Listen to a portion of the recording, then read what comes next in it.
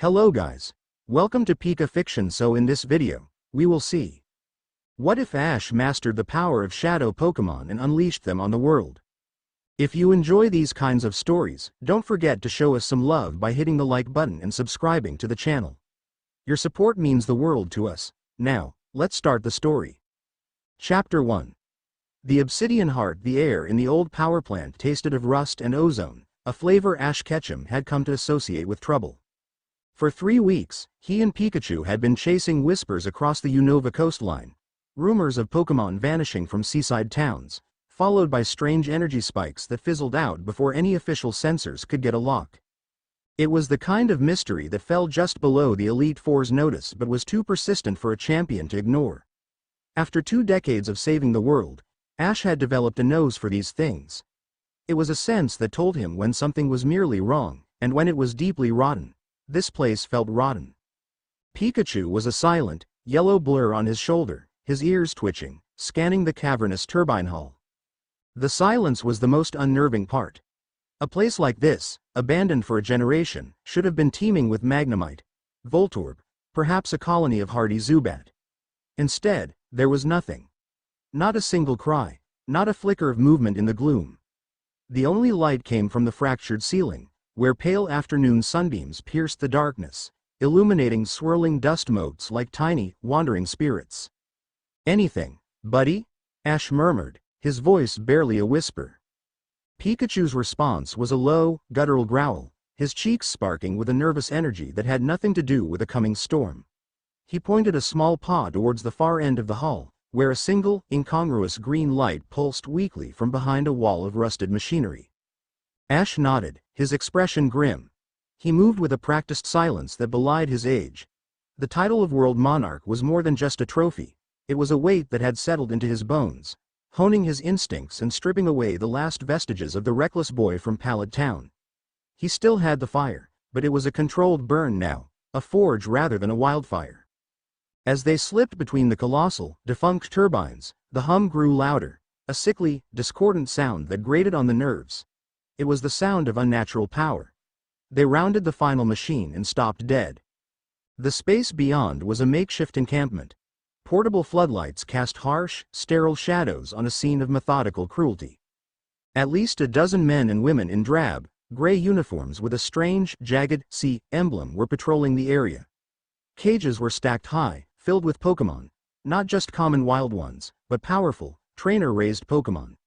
An Arcanine with a dulled coat, a Gardevoir slumped against the bars, its eyes vacant, and a Scizor that didn't even twitch as they approached.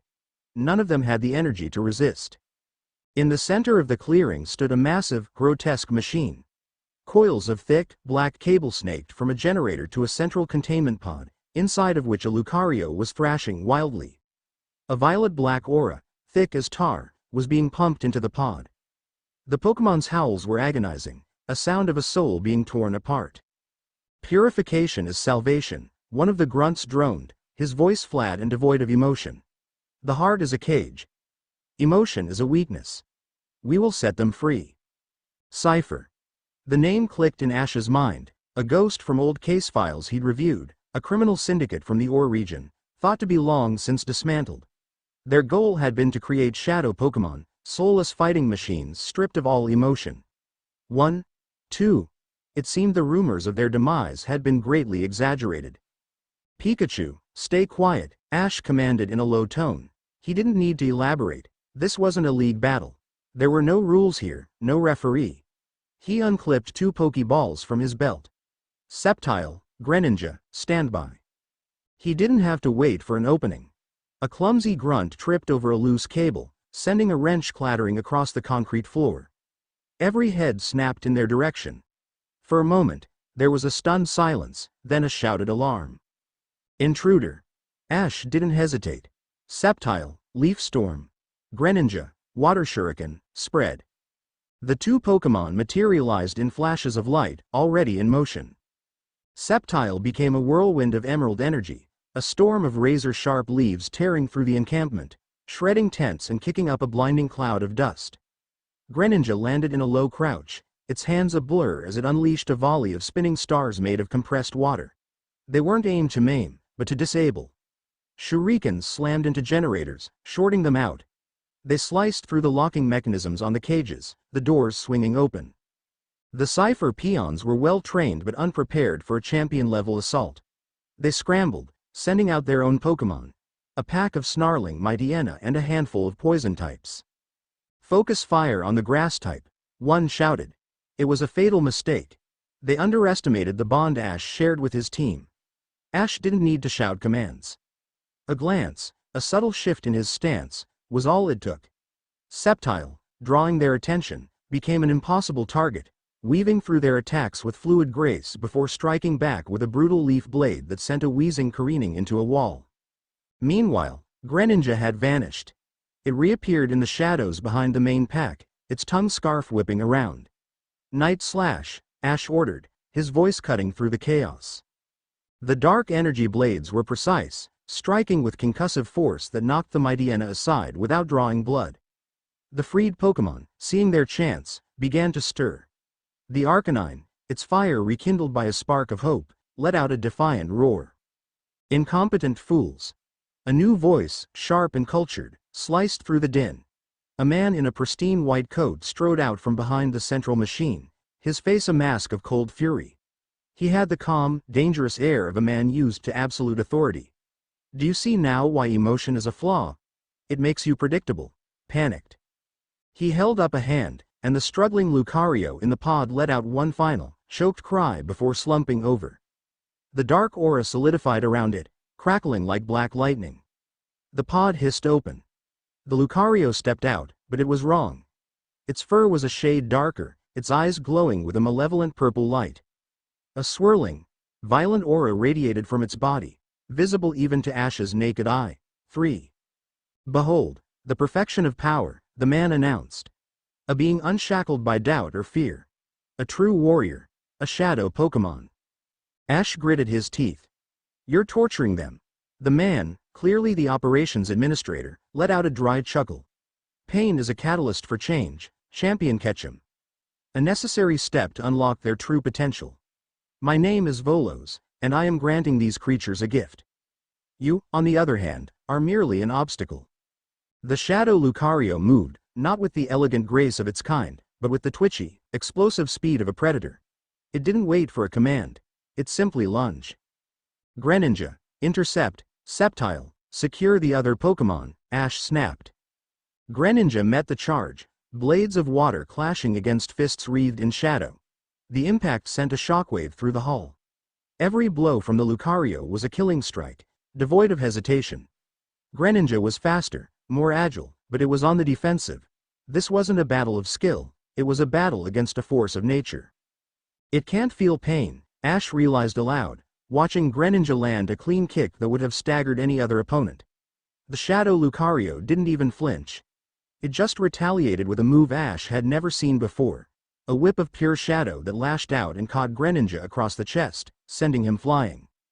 Shadow Rush, Volos said with a smug smile. The pure, unadulterated wool of a Pokémon, weaponized. 1. Pikachu bristled on Ash's shoulder, his cheeks sparking furiously. Not yet, buddy, Ash warned, his eyes darting to the central machine.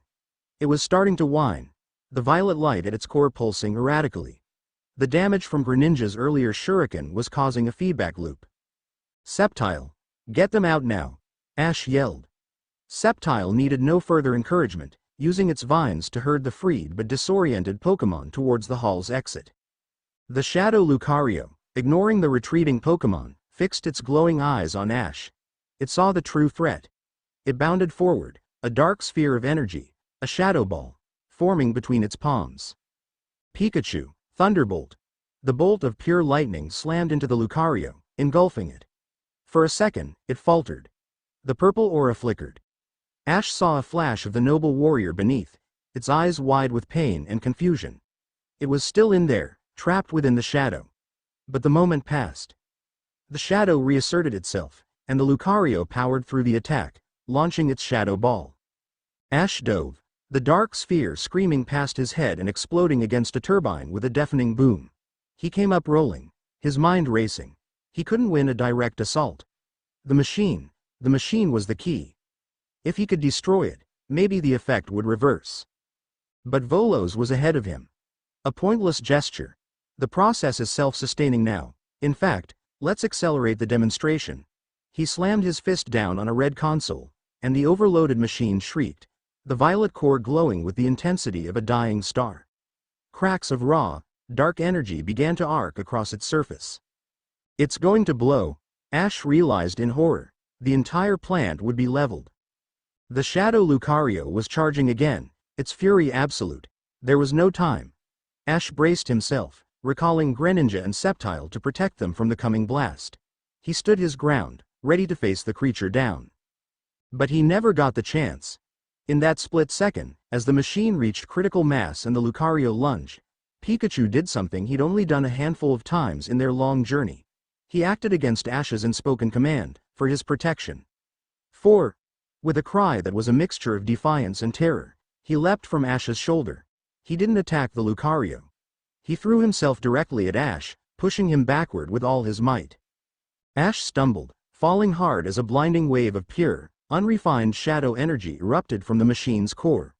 It wasn't an explosion of force, but of essence. The wave washed over the spot where Ash had been standing a second before. It washed over Pikachu. For an infinite moment, there was no sound, only an oppressive, absolute darkness that consumed all light and sensation. Pikachu's cry was cut short, swallowed by the void. Then the sound returned with the force of a physical blow. The machine detonated, a conventional explosion of searing heat and shrapnel that ripped through the hall. The blast threw Ash across the floor, his head cracking against the concrete. His vision swam in a sea of black spots. He could feel the searing heat, hear the groan of tortured metal as the roof began to collapse. He saw Volos, his smug expression replaced by one of sheer terror as a falling turbine silenced him permanently. The Shadow Lucario, caught in the heart of the blast, was simply gone. Ash's only thought was of his friend. He pushed himself up, his body screaming in protest, and crawled through the wreckage. "Pikachu!" he croaked, his voice raw. "Pikachu!" He found him near the epicenter, lying in a crater of scorched earth. He was alive, his small chest rising and falling. But he was different. The brilliant yellow of his fur was muted, imbued with a subtle, dark undertone. The iconic red circles on his cheeks now held a faint, pulsing violet hue. Wisps of the same dark energy that had poured from the machine coiled around him like smoke. Ash reached out a trembling hand. "Pikachu? Buddy, are you okay?" Pikachu stirred, pushing himself to his feet. He shook his head, not as if to clear it, but as if testing his own senses. Then, he turned and looked at Ash. The warmth was gone. The familiar, unwavering spark of love and friendship that had defined their bond for 2 decades was absent. In its place was a cold, sharp, and unnervingly perceptive intelligence. His eyes, normally pools of warm brown, glowed with a soft, purple luminescence. He wasn't looking at his best friend. He was assessing a strategic asset. A low growl rumbled in Pikachu's chest, and a bolt of black lightning crackled between his ears. He hadn't just been hit by an energy blast. The raw, untamed power of the shadow had poured into him, but his bond with Ash, a connection forged in countless battles and quiet moments, had acted as a strange sort of anchor. It hadn't been shattered. It had been warped. He wasn't a soulless machine like the Lucario. He was something new. Something terrifyingly powerful. In the distance, the wail of sirens grew closer. The authorities. Looker, probably, or some regional task force. They would see Pikachu, see what he had become, and they wouldn't understand. They would see a weapon, a monster, a thing to be studied and contained. They would take him away. Over my dead body. The thought was as cold and hard as steel in Ash's mind. He pushed through the pain, scooping his partner into his arms. Pikachu didn't resist, but he didn't nuzzle into his chest either. He simply watched, his glowing eyes scanning the encroaching darkness. Ash could feel it, a vast, wild, and exhilarating power radiating from his oldest friend. A power he had to understand, to control. He clutched Pikachu tighter, the weight of his decision settling upon him. "I've got you, buddy," he whispered, his voice thick with a cocktail of fear and fierce resolve. "I've always got you." As the first armored vehicles screeched to a halt outside the plant's main entrance and floodlights cut through the dust-filled air, Ash turned. He slipped behind a curtain of falling debris and melted into the ruins. He was the world monarch, the strongest trainer alive. But in that moment, he was something else, too. He was a fugitive, and the world was now his enemy. Chapter 1 End. Chapter 2. Echoes in the dark. The world had shrunk to the space between dripping pine needles and the damp, cloying scent of earth. For 2 days, Ash and Pikachu had moved under the cloak of Unova's endless forests, traveling by night and hiding by day, the distant thrum of search helicopters a constant reminder of their new reality. Ash's injuries were a dull, persistent ache, a physical counterpoint to the sharp, cold knot of fear in his gut. He had patched himself up as best he could with the supplies from his survival kit, but the deepest wound was one no bandage could cover. It was the silence. He sat with his back against the rough bark of an ancient oak, watching Pikachu. His partner was perched on a low-hanging branch, a motionless silhouette against the bruised twilight sky. He wasn't sleeping. Ash wasn't sure if he even needed to sleep anymore. He just watched, his head tilting with an unnatural smoothness, scanning their surroundings. The faint purple glow in his eyes was the only light in their small clearing. Ash held out a small, shriveled pecha berry. "You gotta eat something, buddy." Pikachu's head snapped towards him. His eyes narrowed, not with hunger, but with analysis. He didn't look at the berry. He looked at Ash's hand, the rustle of the leaves behind him, the trajectory of a lone noctowl soaring high above. He gave a short, sharp shake of his head and turned back to his vigil. The message was clear. Sustenance is a low priority. Security is not. This was their new dynamic. A conversation of gestures and intentions, stripped of all warmth. The familiar, cheerful cries of "Pika Pie," or the comforting weight of his friend nuzzling into the crook of his neck were gone. In their place was a chilling efficiency. When they needed to move, Pikachu would tap Ash's leg twice and point, indicating a patrol route he'd somehow sensed miles away. When danger was near, a low growl would rumble in his chest, and the air would crackle with black static. He was no longer just a partner. He was a sentinel. A weapon. Ash sighed, pocketing the berry. He felt a profound sense of loss, so deep and vast it threatened to swallow him whole.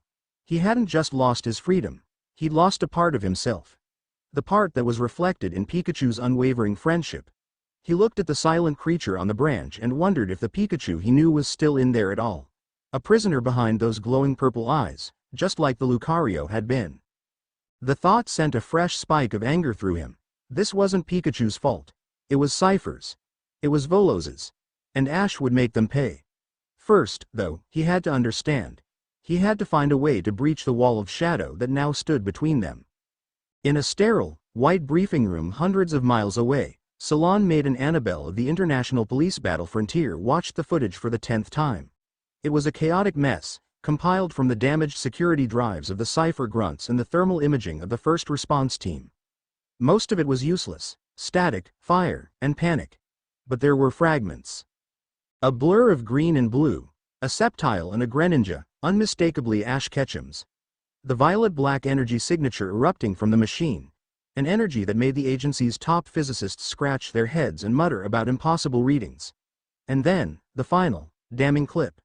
A thermal image of a single figure scooping up a small, intensely radiating heat source and vanishing into the collapsing structure just seconds before her teams breached the entrance.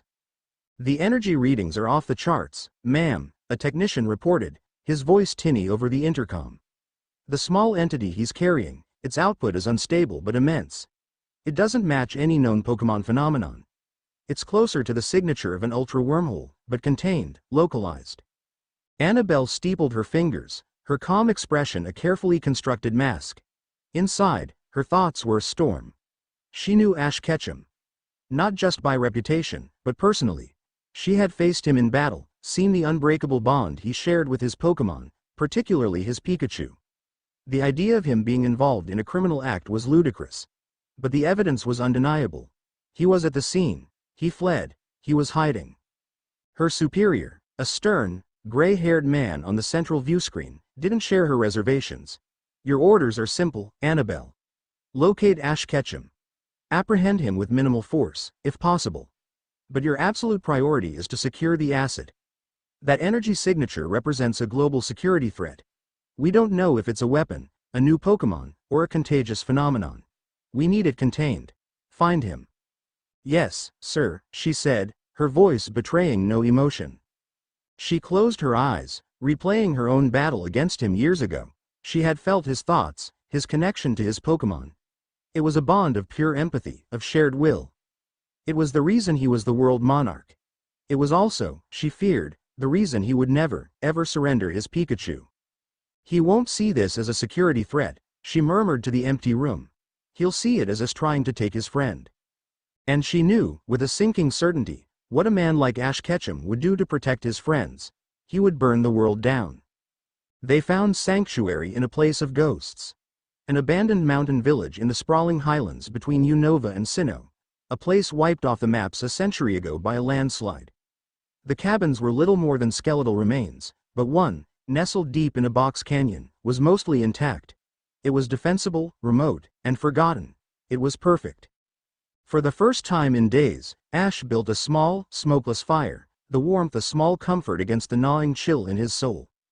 Pikachu sat on the opposite side of the hearth, the firelight reflecting in his glowing eyes, making them look like twin violet flames. "Okay," Ash said, breaking the heavy silence. "We need to know what we're dealing with. We need to know what they did to you." He stood up and moved to the center of the cabin's main room. "Let's start simple. Quick attack." At that wall, he pointed to the far side of the cabin. Pikachu tilted his head, then launched himself forward. It was faster than any quick attack Ash had ever seen. He didn't run. He simply dissolved into a blur of motion, leaving a faint, dissipating trail of black smoke in his wake. He reappeared instantly beside the wall, not a single sound marking his movement. It wasn't a physical burst of speed. It was more like he'd momentarily stepped through a shadow to cross the room. Ash stared, his mouth agape. "Okay, new trick," he muttered. "Let's try something else. Thunderbolt." Pikachu turned. He didn't need to build up a charge. He didn't shout his own name. He just lifted his head, and a torrent of jagged, black and purple lightning erupted from his body, slamming into the stone fireplace. The rock didn't just char. It cracked and splintered, flakes of it turning to dust under the assault of the raw, negative energy. The air hummed with a menacing power. This was no thunderbolt. This was a shadow bolt. An executioner's weapon. Ash felt a shiver of fear trace its way down his spine. The sheer destructive force was terrifying. Any one of those blasts would be a finishing blow against even the toughest opponent. He thought of their league battles, of the way they always fought with spirit and tenacity, but never with this kind of brutal, overwhelming force. "That's a lot," Ash said, his voice strained. He needed to know if Pikachu was in control, or if the power was controlling him. "Pikachu, aim for me. But hold back. Just a little spark. Like we used to." Pikachu stared at him, his expression unreadable. For a long moment, he didn't move. Ash held his breath, his heart pounding. Then, slowly, a tiny, crackling sphere of black energy formed on Pikachu's cheek. It was barely the size of a marble, but it vibrated with a contained intensity that made the hairs on Ash's arms stand up. It floated towards him, and Ash held out his hand, steeling himself. The spark touched his palm. It wasn't the familiar, playful jolt he'd felt 1,000 times. There was no warmth, no static tingle. There was only a profound, invasive cold that seemed to suck the life out of the air around it. It didn't shock him. It nullified him. A wave of exhaustion washed over him, his knees buckling. It felt like every ounce of his fighting spirit, his passion, his very energy, had been momentarily drained away. He stumbled back, catching himself on a table. "What was that?" he gasped, shaking his hand as feeling slowly returned. Pikachu made a low sound in his throat, a questioning hum. He looked down at his own paws, then back at Ash. A flicker of something, confusion, frustration, crossing his features. He hadn't meant to hurt him. He just didn't seem to know how to moderate this new power. It only had one setting: annihilate. Frustration and fear boiled over in Ash. "This isn't you," he yelled, his voice cracking. "The Pikachu I know would never," he couldn't finish the sentence. He sank to the floor, burying his face in his hands. The weight of it all, the chase, the fear, the cold distance from his best friend, crashed down on him. "I don't know what to do," he whispered. "I don't know how to reach you." He felt a small weight settle on his knee. He looked up. Pikachu was there, looking at him. The purple glow in his eyes seemed to soften, just for a moment. He reached out a small paw and placed it on Ash's hand. Ash didn't feel a jolt of electricity. He felt a thought, an impression. It wasn't words, but pure meaning, projected directly into his mind. He saw a maelstrom of violent, chaotic darkness. The energy from the machine. Then he saw a single, golden thread of light, shining defiantly in the center of the storm. The thread was being stretched, strained, but it was holding. It was their bond. He saw the world through Pikachu's new senses. He saw the energy in the trees, the life force of the insects in the floorboards, the heat signature of a passing Pidgeot high overhead. He felt the cold, calculating logic, the constant assessment of threats and tactical advantages. It was overwhelming, a firehose of raw information. But underneath it all, he felt the anchor. He felt Pikachu's unwavering loyalty, the core of his being, still there, still fighting. The shadow hadn't erased him. It had fused with him. He wasn't a monster. He was more. He was seeing the world on a different plane of existence, and he was struggling to translate it back. The shadow power wasn't just about fighting, it was about perception. Ash looked into Pikachu's eyes, truly looked, for the first time since the explosion. He saw the struggle. He saw the effort it was taking to hold onto that golden thread. He saw his friend. "You're still in there," Ash breathed, a tear tracing a path through the grime on his cheek. "You're fighting it." Pikachu responded with another projection. A feeling of grim determination, and a clear, concise image. The jagged C emblem of Cypher. The source of the pain. The target. In a room of polished chrome and black glass, a man watched a holographic display of the Unova Mountains. His face was hidden in the shadows cast by the glowing tactical map, but his uniform was immaculate, a stark white that seemed to absorb the light around it. He was one of Cypher's 6 Grand Masters, a man known only as Eldrin. "Report," he said, his voice a calm, chilling baritone. "Volos is confirmed terminated," a subordinate reported from a smaller screen. "The Unova cell is gone." But the experiment yielded an unexpected result. The subject, Ketchum's Pikachu, absorbed the entirety of the energy from the prototype core before it detonated. It should have vaporized him. Instead, Eldrin watched a new video feed, grainy, long-distance footage from a drone. It showed Pikachu unleashing the shadow bolt that had shattered the cabin's fireplace. Eldrin leaned forward, a predatory gleam in his eyes. "Incredible," he whispered. Volos was a fool, obsessed with breaking a Pokémon's spirit. He thought the heart was a cage. He never considered it could be a key. He saw it instantly. The bond between trainer and Pokémon, the very emotion Cypher sought to eliminate, had acted as a binding agent. It had stabilized the raw, chaotic shadow energy, creating a perfect synthesis of power and will. Not a mindless puppet, but a willing, hyper-competent weapon. "This changes everything," Eldrin said, a slow, cruel smile spreading across his face. "Our goal is not to create an army of slaves. It is to create a legion of gods. And Ash Ketchum has just shown us how." He turned to his subordinate. "Do not engage. Do not apprehend. Track him. I want to see what he does with our gift. Let the monarch lead us to a new age." Back in the cabin, the sun was beginning to rise, casting long shadows across the floor. Ash had made his decision. He pulled out his Pokégear, ignoring the dozens of frantic messages from his friends and mother. He disabled its tracking features and pulled up a map of a remote, desolate region he hadn't thought about in years. A land of sand, rock, and secrets. Or, "They won't stop," Ash said, his voice low and hard. "Cypher will keep doing this to other Pokémon. And the international police, they'll never understand. They'll lock you in a lab for the rest of your life." He looked at Pikachu, who was now perched on his shoulder, the familiar position feeling both strange and profoundly right. The cold logic was still there, radiating from him, but now Ash understood it. It wasn't malice. It was focus. "We can't run," Ash continued, his gaze fixed on the map. "We can't hide. The only way to fix this, to protect you, is to go on the attack. We take them down, from the inside out. We find the source of this power and we destroy it." Pikachu's response was not a projected thought or a gesture. It was a low, rumbling growl that vibrated through Ash's very bones. It was the sound of a gathering storm, of immense power coiled and ready to be unleashed. It was a sound of absolute agreement. Ash nodded, a grim smile touching his lips. The fear was still there, but it was now overshadowed by a cold, sharp resolve. The world thought he was a fugitive. Cypher thought he was a problem. The international police thought he was a threat. They were all wrong. He was the hunter now. Chapter 2 End. Chapter 3. The Sun-Scorched City. The salt spray and the rocking of the smuggler's vessel had been a constant for 4 days. It was a miserable, rust bucket of a cargo ship that reeked of spoiled fish and desperation, but it had served its purpose.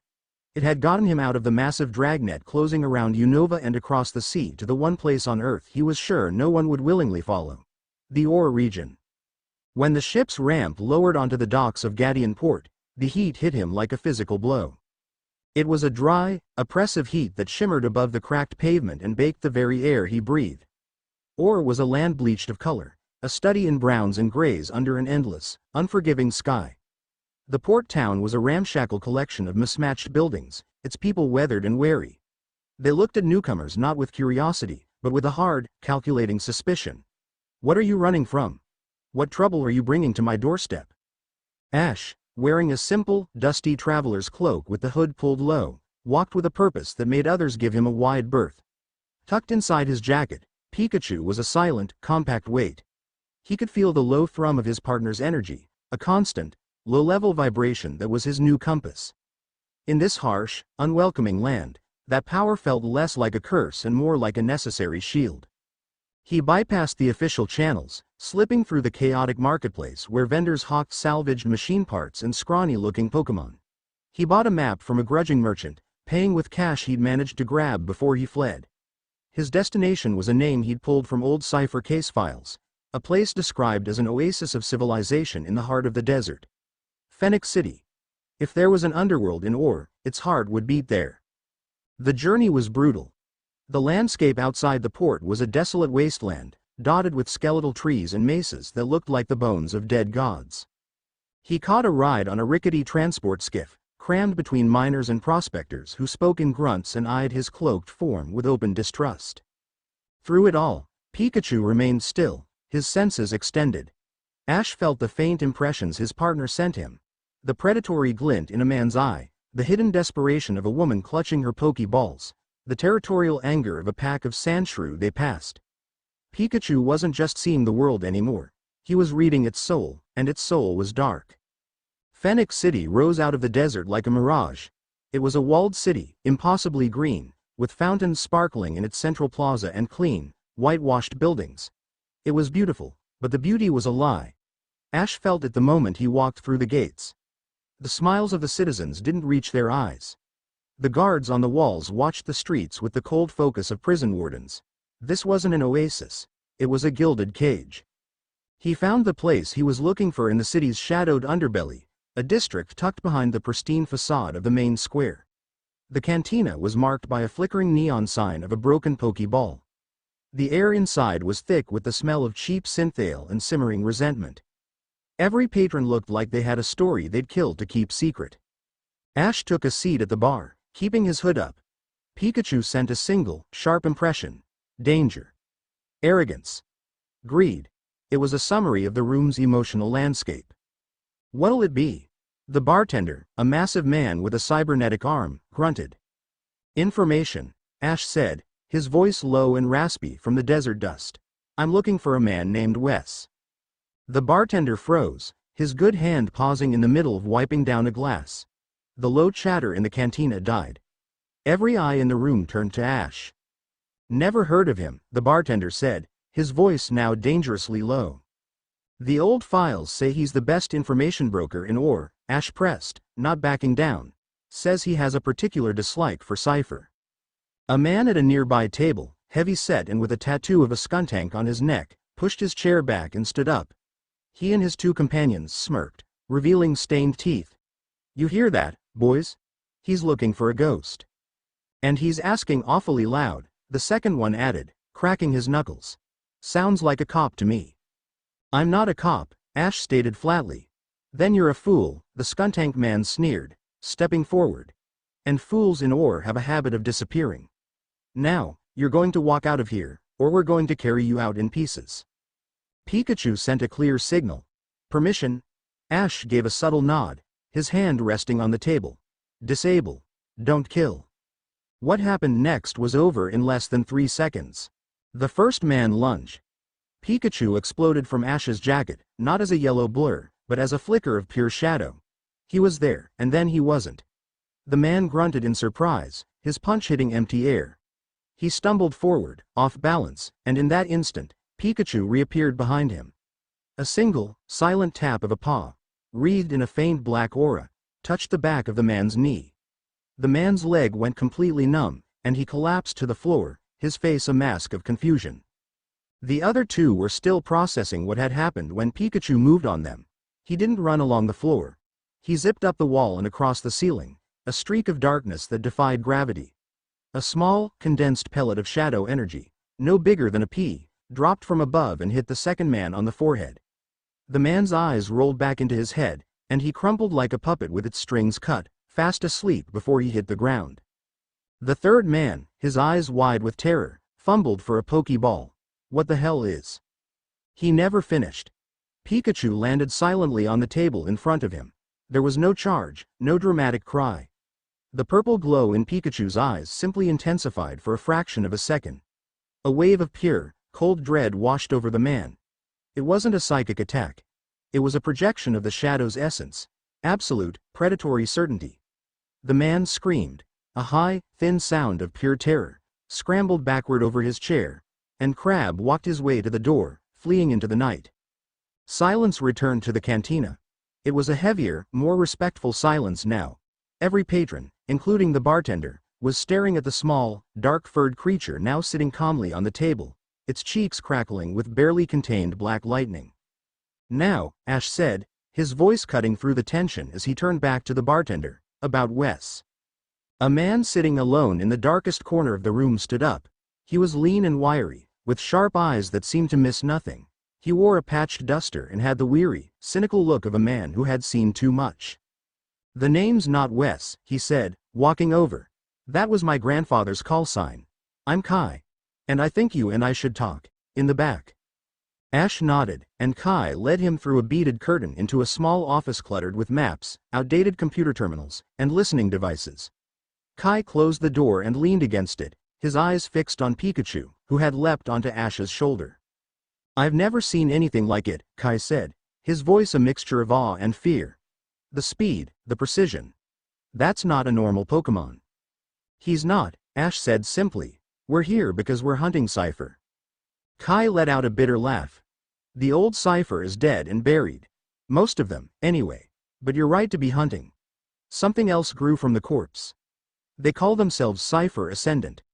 They're more like a cult now. Fanatics. They believe the shadow Pokémon aren't weapons, but the next stage of evolution."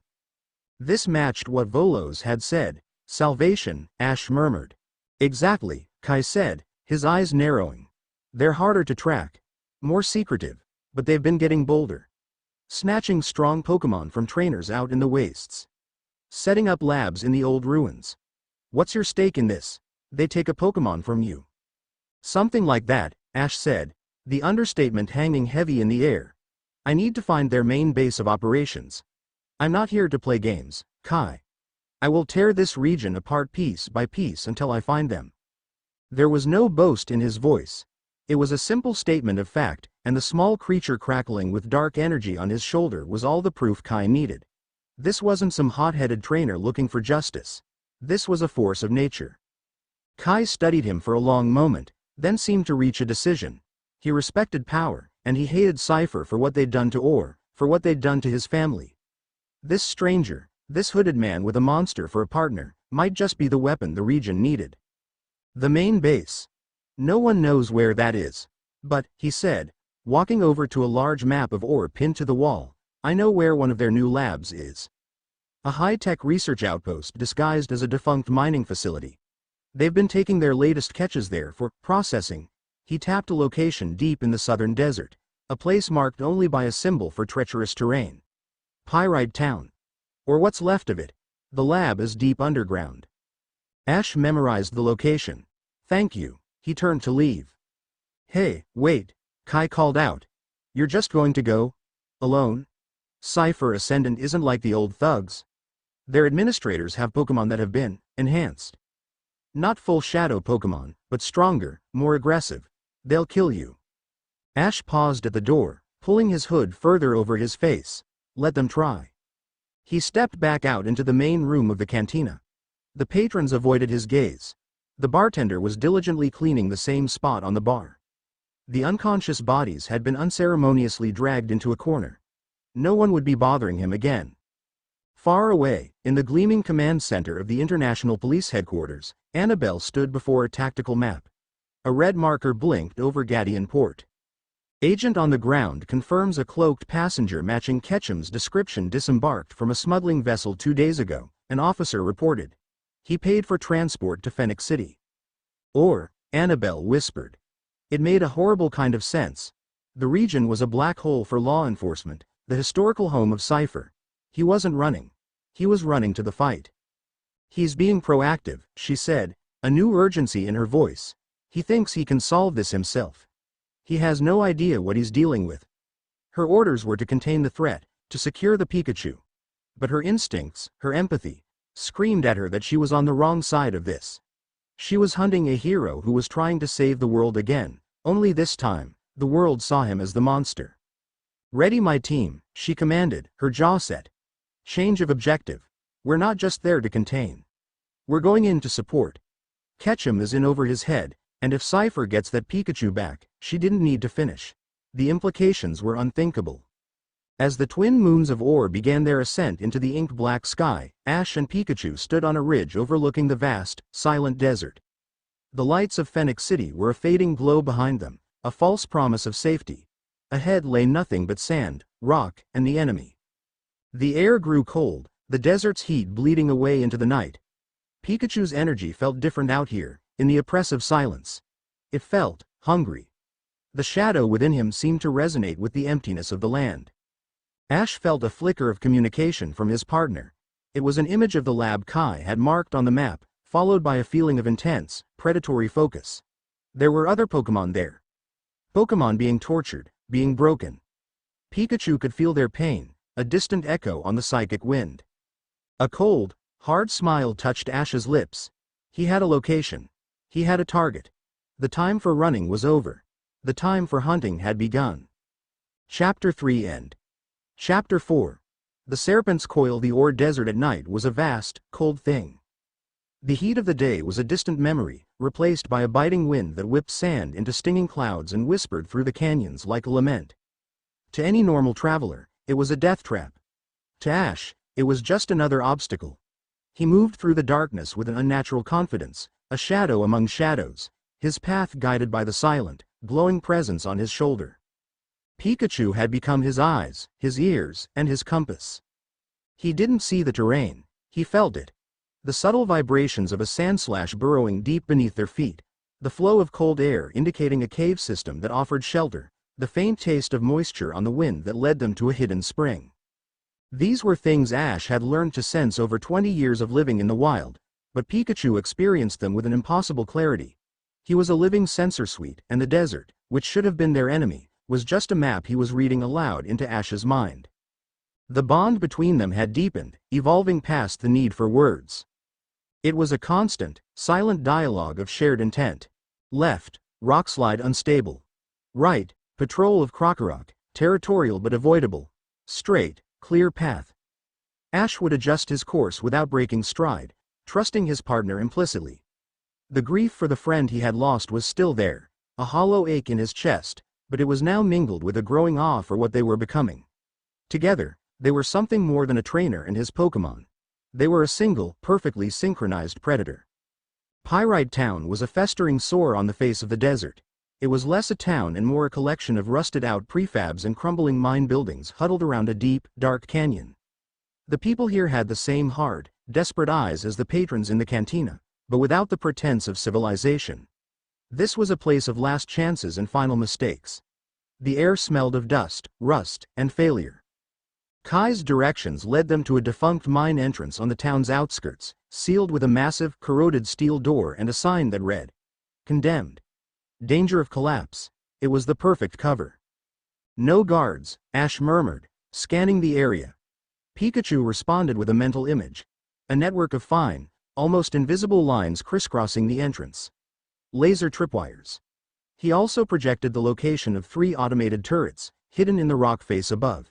A direct assault was suicide. Right, Ash said. Subtlety it is.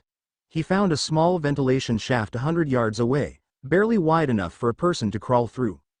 Pikachu went first, a flicker of shadow that slipped through the grate without a sound. Ash followed, wincing as the rough metal scraped against his back. The shaft descended into darkness, the air growing colder, cleaner. The smell of dust and decay was replaced by the sterile, antiseptic scent of a laboratory. The vent opened into a cavernous underground space, and Ash peered through the grate. He was looking down on the main floor of the Cipher Lab. It was a jarring contrast to the ruin above. Gleaming white floors, humming computer consoles, and scientists in pristine lab coats moving with quiet efficiency. It was a scene of cold, sterile evil. Dozens of Pokémon were trapped in glowing, hexagonal energy cages. A mighty Tyranitar, a graceful Melodic, a powerful-looking Metagross. They weren't thrashing or fighting. They were subdued, their eyes glassy, as thick, black cables fed a slow trickle of shadow energy into their pods. It was a slower, more refined version of the process that had nearly broken the Lucario. They weren't bludgeoning these Pokémon into submission. They were seducing them into the dark. At the center of the room, on a raised platform, a woman stood observing a large monitor. She was tall and slender, with severe, dark hair pulled back in a tight bun, and a white lab coat that looked more like a uniform. Her expression was one of intense, intellectual focus, like a master artisan studying her work. This had to be the one in charge. Ash felt a flare of raw fury, but he choked it down. Rage was a luxury he couldn't afford. He needed to be as cold, as calculating as they were. Pikachu, he sent, a focused thought. The security console. Over there. We need to unlock the cages. Create a diversion. Can you do it without being seen? The response was a feeling of absolute confidence. Watch. Pikachu flowed out of the vent like liquid night. He didn't run across the floor. He merged with the long, stark shadows cast by the machinery, becoming indistinguishable from them. He moved from shadow to shadow, a silent, undetectable wraith. Ash watched in amazement. This was a level of mastery he hadn't even known was possible. Pikachu reached the main security console, which was manned by a single, bored-looking Cipher peon. The peon yawned, stretched, and turned to say something to a colleague. In that instant, Pikachu solidified from the shadow at his feet, tapped the man's ankle with a single paw, and the man slumped into his chair, unconscious. Pikachu then turned his attention to the console, placing his paws on the keyboard. A faint crackle of black energy passed from him into the machine. On the main platform, the woman's head snapped up. An alarm, soft and insidious, began to chime. "What is that? Someone report," she commanded, her voice sharp and authoritative. On her screen, a cascade of error messages appeared. Then, one by one, the hexagonal energy cages flickered and died. For a moment, there was silence. The captured Pokémon stood blinking, shaking their heads as if waking from a long dream. Then, the Tyranitar let out a titanic roar of pure, unadulterated rage. The spell was broken. Chaos erupted. "Contain them!" the woman shrieked. "Protocol Gamma, subdue the assets!" Cipher grunts swarmed the floor, sending out their own Pokémon, the usual collection of Houndoom, Muck, and Weezing. Ash chose that moment to make his entrance. He kicked the vent grate out and dropped to the floor, landing in a crouch. "Now you deal with me," he said, his voice ringing with quiet authority. The woman spun around, her eyes widening in disbelief. You're the one from Unova. The world monarch." A cruel, intelligent smile spread across her face. "So, the specimen has come to the source. I am Administrator Zila. Welcome to my laboratory. You have a truly fascinating creature. I've been studying the energy readings. A perfect, stable fusion. Magnificent." "Let these Pokémon go," Ash said, his eyes hard. Zila laughed, a sharp, unpleasant sound. "Go? They are on the verge of enlightenment. I am freeing them from the prison of their emotions.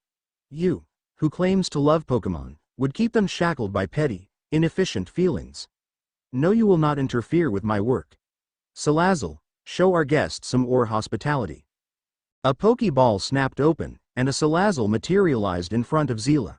It was larger than any Ash had ever seen, its scales shimmering with a faint, oily purple sheen.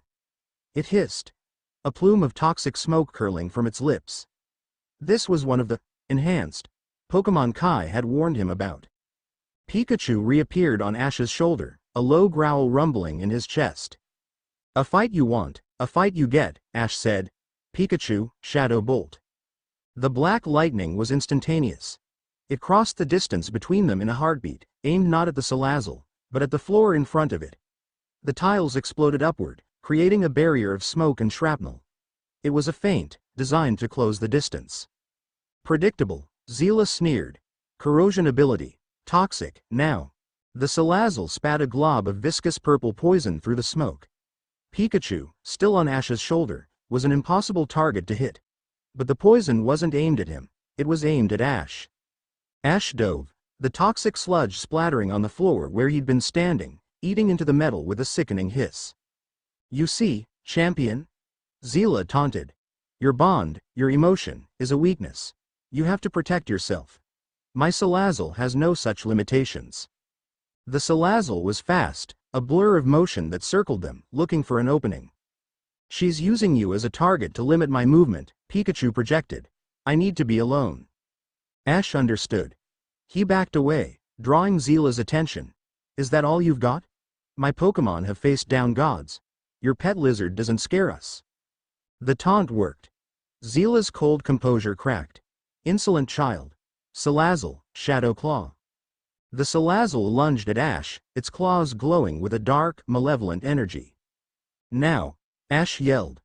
Pikachu shot off his shoulder. He moved with that impossible, shadow-fueled speed. He didn't try to meet the attack head-on. Instead, he dropped low and fired a small, concentrated shadow ball at the floor. The dark energy didn't explode. It spread, creating a puddle of writhing, tangible shadow. The Salazzle, committed to its lunge, stepped right into it. Its feet sank as if into tar, its momentum instantly negated. The shadow clung to it, chilling it, slowing its movements. "What is this?" Zila gasped. "Adaptation," Ash said grimly. "Pikachu, finish it, Shadow Rush." Pikachu became a living projectile of pure shadow, slamming into the ensnared Salazzle. There was no explosion, just a dull, sickening thud. The enhanced Pokémon was thrown backward, crashing into the platform at Zila's feet, completely unconscious. Zila stared, her mouth agape, her scientific curiosity momentarily overriding her fury. Incredible, he's not just using it as a weapon. He's manipulating its very properties. Ash ignored her. The freed Pokémon, led by the enraged Tyranitar, were routing the Cypher grunts, smashing equipment and tearing through the lab. He walked up to the main console, where the central purification machine was still humming, connected to a struggling Metagross. "Shut it down," Ash ordered Zila. A crazed look entered her eyes. "Never. You don't understand the beauty of it. To sever the connection now would cause a psychic backlash that would shatter its mind." Ash looked at the pained Metagross, then back at the machine. He could just smash it, but she might be telling the truth. He felt a familiar touch in his mind. It was Pikachu. The energy flows in a cycle. From the machine to the Pokémon. Violent disruption is dangerous, but if we introduce a third element? An idea, born of their fused consciousness, sparked in Ash's mind. It was insane. It was dangerous. It might not work. "Pikachu," he said, his voice steady. "Get ready to channel. Not a bolt. A wave. I want you to overload the connection, push their energy back into the machine until it blows." He placed his own hand on the containment pod housing the Metagross. He closed his eyes, focusing on his own bond with Pikachu, that golden thread he had felt in the cabin. He tried to project a sense of calm, of strength, towards the trapped Pokémon. "Hold on. We're getting you out." "On my mark," he said. Now, Pikachu leapt onto the machine itself. He didn't fire a bolt. His entire body became a conduit. The swirling shadow aura around him intensified, pouring into the Cypher machine. The machine's hum rose to a piercing shriek. Alarms blared across the lab. "What are you doing?" Zila screamed. "You'll destroy all of you." The flow of energy reversed. The dark power being fed into the Metagross was forced back along the cables, supercharged by Pikachu's own immense reserves. The lights in the lab flickered and died. The machine groaned, shaking violently. With a final, deafening crack, the cables connected to the Metagross snapped, showering the area in harmless sparks. The machine's core went dark. The Metagross slumped, then slowly raised its head. Its eyes, which had been clouded with a purple haze, were clear. It looked at Ash, and he felt a wave of profound, silent gratitude. It had worked. System meltdown imminent, a robotic voice announced from the ceiling, "Evacuate immediately." Zila stared, defeated, as the last of her grunts fled past her. She looked at the ruin of her life's work, then at Ash, a look of pure, unadulterated hatred on her face. "This isn't over, Monarch. Grandmaster Eldrin will not be so easily defeated. He will show you the true meaning of power." She threw down a smoke bomb, and by the time it cleared, she was gone. The name echoed in Ash's mind. Grandmaster Eldrin. The same name Pikachu had pulled from the systems. "We're not done yet," Ash said, turning to the now freed Pokémon. "Let's get out of here." He didn't need to command them. They followed him, a small army of powerful creatures unified by their rescue. They fought their way out through the emergency tunnels, bursting out into the cold desert night just as a series of deep, subterranean explosions shook the ground beneath them, collapsing the mine entrance and burying Zila's laboratory forever. Ash stood on a dune, watching the freed Pokémon disperse back into the wild, their roars and cries echoing across the sands. They had won. They had freed dozens of Pokémon and destroyed a vital cipher outpost. He looked down at Pikachu, who was watching the horizon. The purple glow in his eyes seemed, for the first time, not like a curse, but like a burning ember of righteous fury. They had a name now. A true target. The hunt was truly on. Miles away, hidden in the shadows of Gadian Port's labyrinthine docks, a sleek, black VTOL jet touched down without a sound. The ramp lowered, and Salon maiden Annabelle stepped out, her face grim as she tasted the dry, desolate air of ore. "He's been here," she said to her team, "and he's already started a war." Chapter 4 End. Chapter 5. The verdant cage. The pre-dawn light was the color of a fresh bruise, casting the twisted rock formations of the ore desert in shades of purple and deep blue. For the first time in days, Ash felt a sliver of something other than grim determination. Exhaustion. It was a deep, bone-weary fatigue that came not from the physical exertion of their journey, but from the constant, low-level hum of Pikachu's power. Being so close to the shadow was like standing next to a massive engine, a source of incredible energy that vibrated through his very soul. It was a connection, a weapon, and a drain all at once. They had put 50 miles of barren wasteland between themselves and the smoking ruin of Pyrite Town.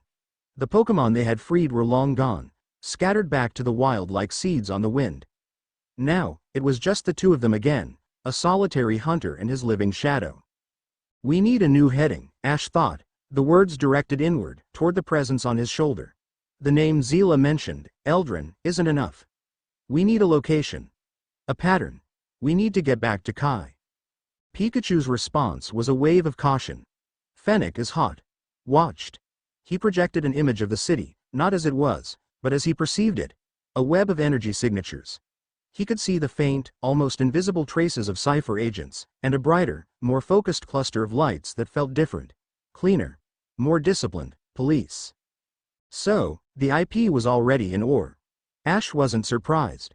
A stunt like the one at the power plant was bound to get the world's attention. It just meant they had to be smarter, faster. He pulled out the worn map he'd bought in Gadian Port. He needed a place to lie low, somewhere with resources, but a place no one would expect him to go. His finger traced the desolate lines of the desert before landing on a small, verdant patch near the northern coast, Agate Village.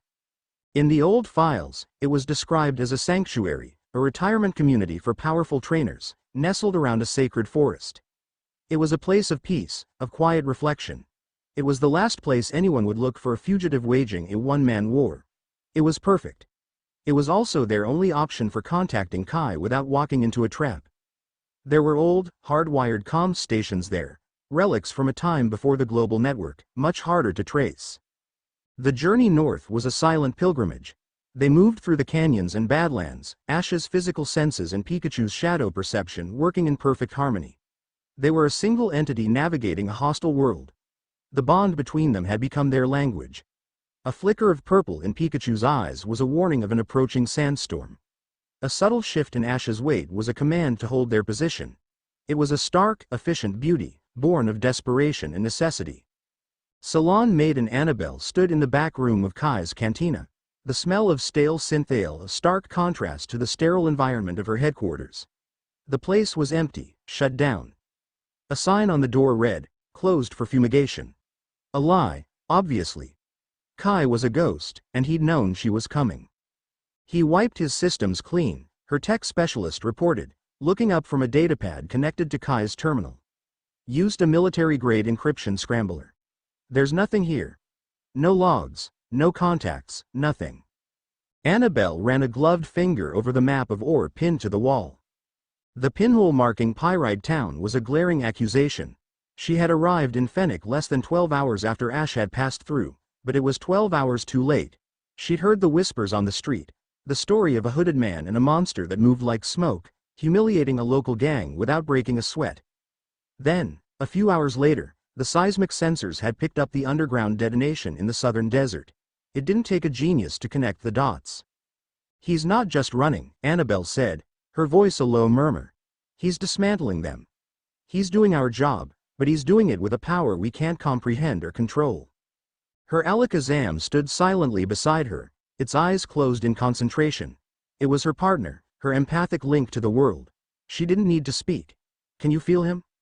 Alakazam's response was a faint tremor in her own mind. A distortion. A wound in the world. It moves north. There is an absence of light around it. "He knows we're here," Annabelle deduced. "He's avoiding the major cities." She traced a line north from their position, her finger hovering over the one anomaly in the desert. A place of life, of peace. A place to rest. Agate Village. It was a gamble, an intuitive leap based on her understanding of the man, not the fugitive. Ash Ketchum was a force of nature, but even a storm needed a place to quiet its winds. "Ready the transport," she ordered her team. "We move out in 5. Soft approach. I want eyes on him, nothing more. We need to understand what we're dealing with before we make a move." She looked at the map one last time, a deep sense of foreboding settling over her. She wasn't just chasing a man anymore. She was chasing a legend who had embraced the darkness. And she was terrified of what would happen when she finally caught him. In a command center that was the dark mirror of Annabelle's own, a place of black obsidian and glowing red schematics, Grandmaster Eldrin watched a holographic replay of the battle in the Pyrite lab. The footage was corrupted, choppy, but it was enough. He watched Pikachu manipulate the shadows, creating solid matter from nothingness. He watched him reverse the flow of the purification machine, a feat of raw power and fine control that should have been impossible. He wasn't angry, he was enthralled.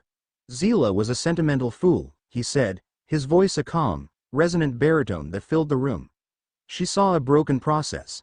I see a glorious success." The boys' bond didn't just stabilize the energy. It gave it a focus, a will. It is the key to creating the next evolution of our work. A hulking figure stepped out of the shadows. He was a mountain of a man, his face a roadmap of scars, his uniform stretched taut over muscles built for breaking things. This was Gorrigan, Cypher's fist, the commander of their field operations. "Administrator Zila has been retrieved," Gorrigan growled, his voice like grinding stones. "She is being disciplined for her failure. Give me the order, Grand Master. I will hunt the monarch down and bring you back your specimen." "And his head." "No, Commander," Eldrin said smoothly, turning away from the hologram. "You will not kill him. You will test him. I want to see the limits of this new power. I want to know what it is truly capable of when pushed." Zila's Salazzle was a scalpel. "You, Gorrigan, are a sledgehammer. Go to Ore. Find him. Break his body, but do not break his spirit. And above all, do not damage the Pikachu. I want it back, inspired." Gorrigan grinned, a terrifying sight. "As you command." He turned and strode from the room, the sound of his heavy boots echoing like doom. Eldrin turned back to the hologram, a slow, predatory smile touching his lips. He watched the footage of Ash, his hand resting on the unconscious Metagross, a look of fierce, protective determination on his face. "You think you are its master, boy," he whispered to the image. "You are merely the vessel. And soon, you will bring it home to me." Agate Village was a shock to the system. After weeks in the desolate, sun-bleached landscapes of ore, the sudden explosion of green was almost overwhelming. Ancient trees formed a dense canopy overhead, filtering the harsh desert sun into a gentle, dappled light. A clear, cool river flowed through the center of the village, and the air was alive with the sound of bird Pokémon and the scent of damp earth and flowers. Elderly trainers sat on benches, polishing their Pokéballs and sharing stories with their lifelong partners. It was a place outside of time, a haven of peace. Ash felt profoundly out of place. He was a storm cloud in a clear sky, his very presence a desecration of the village's tranquility. He pulled his hood lower, moving along the edges of the main path, trying to remain unseen. Pikachu was a silent lump in his jacket, his energy field suppressed, shielded by Ash's own focused will. It was another new trick they had learned out of necessity. A way to hide the glaring beacon of Pikachu's shadow aura. He found the comms center in the village elders' hall. It was an antique, a massive machine of vacuum tubes and copper wiring. He slipped in unnoticed and activated the hard line, routing a heavily encrypted signal through a series of dead drops he and Kai had established long ago. The connection crackled to life. "Who is this?" Kai's voice was tense, wary. "It's me," Ash said. "I need information. I took out a lab at Pyrite. Cypher's administrator there mentioned a Grandmaster Eldrin." There was a sharp intake of breath on the other end. "Eldrin? Ash, you're not fighting thugs anymore. Eldrin is one of the 6 heads of Cypher Ascendant. He's not a scientist or a peon. He's a true believer. A zealot. He's the one who oversees their procurement division. If you've got his attention, you're in a world of trouble." "Where do I find him?" Ash asked, his voice flat. "You don't," Kai shot back. "He finds you. Listen to me, get out of ore. You kicked the hornet's nest. They're going to send their best hunters after you. The kind of people who don't leave survivors." "It's too late for that," Ash said. "Just give me something, Kai. A supply route, a known outpost, anything." Kai was silent for a long moment. Ash could hear the frantic clicking of a keyboard. Okay, I'm picking up chatter about a major transport moving high-value assets. It's heading for a place called Citadirk Isle, off the coast. That's a black site, Ash. A fortress. It's rumored to be Eldrin's personal headquarters, but you can't be thinking of. The door to the hall creaked open. Ash immediately cut the connection. He turned, his hand instinctively moving to the Pokeball on his belt. It was Annabelle. She stood in the doorway, her international police uniform immaculate, her expression a mixture of determination and regret. Her Alakazam materialized beside her, its psychic presence a palpable wave in the small room. "Ash," she said, her voice quiet, but firm. "It's over. Please, don't make this harder than it has to be." Pikachu stirred in his jacket. Ash could feel a spike of cold, defensive anger from his partner. Threat. Official. Obstacle. "You don't know what you're doing, Annabelle," Ash said, his voice low. "I know that you fled the scene of a catastrophic event," she countered, taking a step into the room. "I know that your Pikachu is emitting an energy signature that has every government on the planet on high alert. I know you've destroyed a private research facility and are now a person of interest to a dangerous criminal syndicate. I'm here to help you." "Help me?" Ash let out a harsh, bitter laugh. "By locking Pikachu in a lab? By treating him like a weapon? A disease? I saw what they did to that Lucario. I won't let that happen to him." "We just want to understand," Annabelle pleaded, her professional calm warring with her genuine empathy. "Let our scientists." "No." Ash's voice was sharp as cracked ice. "The time for talking is over. Get out of my way." "I can't do that," she said softly, and Alakazam's eyes began to glow. "I have my orders." Before either of them could make a move, a shadow fell over the doorway. It belonged to the hulking form of Gorgon. He filled the entire frame, a grin of savage joy on his scarred face. Behind him, 2 Cypher peons armed with stun batons blocked the exit. Well, Gorgon boomed, his eyes locking onto Ash. The little monarch, cornered, and look, he brought a cop. "Grandmaster Eldrin sends his regards. He wants his property back." Annabelle spun around, her face paling as she recognized the Cypher insignia. "You're under arrest." Gorgon laughed, a deep, rumbling sound that seemed to shake the old building. "You in what army, little girl? Rhyperior, let's play. He threw a Pokeball, and the ground outside shuddered as the massive drill Pokemon materialized. It was a beast, larger than any Rhyperior Ash had ever seen, its rocky hide pulsating with a faint, sickly purple energy. Veins of it pulsed on its arms and chest. This was Eldrin's sledgehammer. Ash, listen to me, Annabelle said, her attention now split between two threats. We have to work together. Ash didn't need to be told. The enemy of his enemy was, for now, an ally. He nodded curtly. Get your men out of the way, Gorgon roared at Annabelle. My business is with him. He pointed a thick finger at Ash. Give me the rat, and I might let you live. Alakazam, psychic, Annabelle commanded. Alakazam's eyes flashed, and an invisible wave of force slammed into Gorgon. The big man didn't even flinch. A faint shimmer of purple energy flared around him, dissipating the attack. Cute, Gorgon sneered. My turn. Rhyperior, Rock Wrecker. The Rhyperior roared, forming a massive boulder of compressed rock and energy in its hands. It didn't throw it. It slammed it into the ground. The earth erupted. The entire comms hall buckled, the floor cracking and splintering. Ash and Annabelle were thrown in opposite directions as the wall collapsed. They stumbled out into the village square, into a scene of chaos. Villagers were screaming, fleeing as the monstrous Rhyperior began to systematically demolish the peaceful haven. This is your fault, boy, Gorgon bellowed. Now everyone sees what follows in your wake. Destruction. Ash gritted his teeth, his face a mask of cold fury. He gently set Pikachu on the ground. They've crossed the line, buddy. They threaten the innocent to leverage you, Pikachu projected, his voice a cold razor in Ash's mind. A fatal error. Let's show them what a fatal error looks like, Ash said. Shadow Ball. Full power. Pikachu didn't charge up. He didn't cry out. He became a focal point for the ambient darkness. A sphere of swirling, chaotic shadow energy, the size of a basketball and crackling with black lightning, formed in front of him. It was a miniature black hole, a sphere of pure annihilation. He launched it. It screamed across the square, not at the Rhyperior, but at Gorgon himself. Protect me, Gorgon roared, diving behind his Pokémon. The Rhyperior took the blast full in the chest. The explosion was silent, an implosion of light and sound.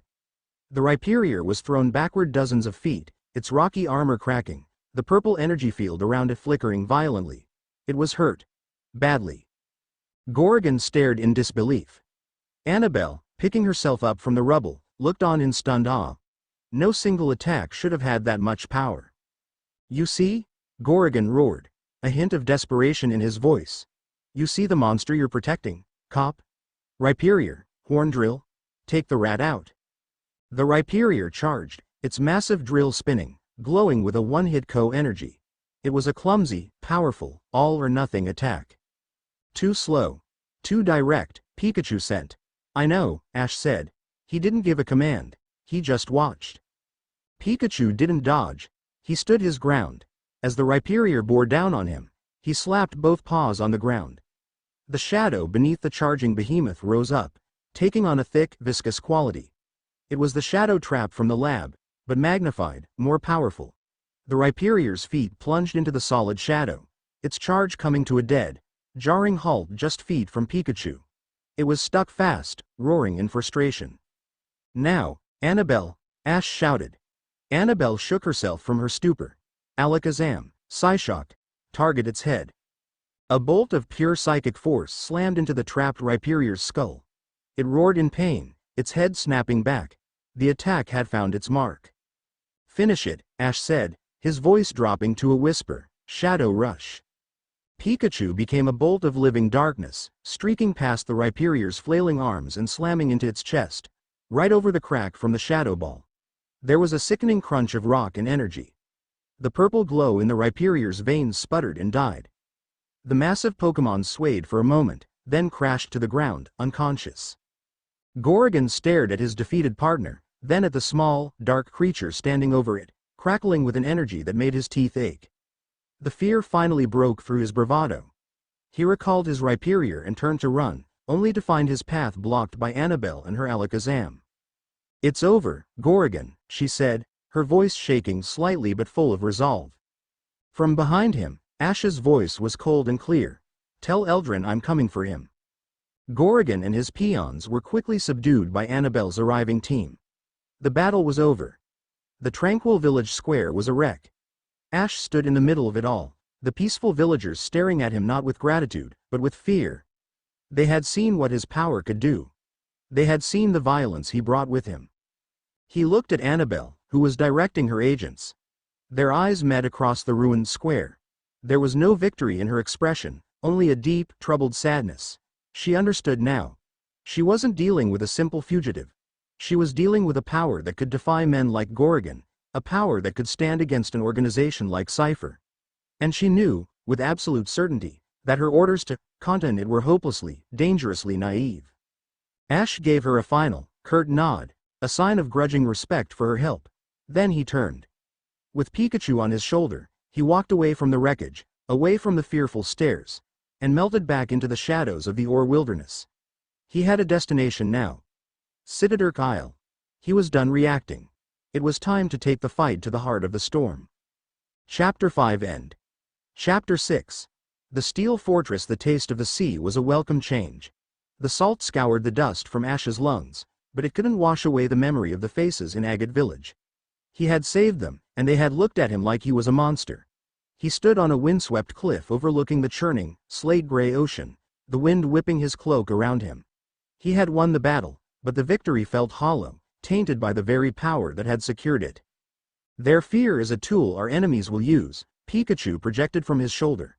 The thought was cold, analytical, yet Ash could feel an undercurrent of something else. A flicker of shared regret. "It isolates us." "Only if we let it," Ash replied aloud, his voice carried away by the wind. He looked down at the dark, churning water. Somewhere out there, across that unforgiving expanse, was Citadirk Isle. A name that sounded like a promise of violence. A promise Ash intended to keep. They had spent 2 days after the fight in Agate moving along the coast, a ghost flitting between the shadows of remote fishing villages. Annabelle and her forces were a palpable presence now, a net being drawn carefully through ore. He could feel them, a distant pressure, like a change in the atmosphere before a storm. They were cautious, trying to predict his next move.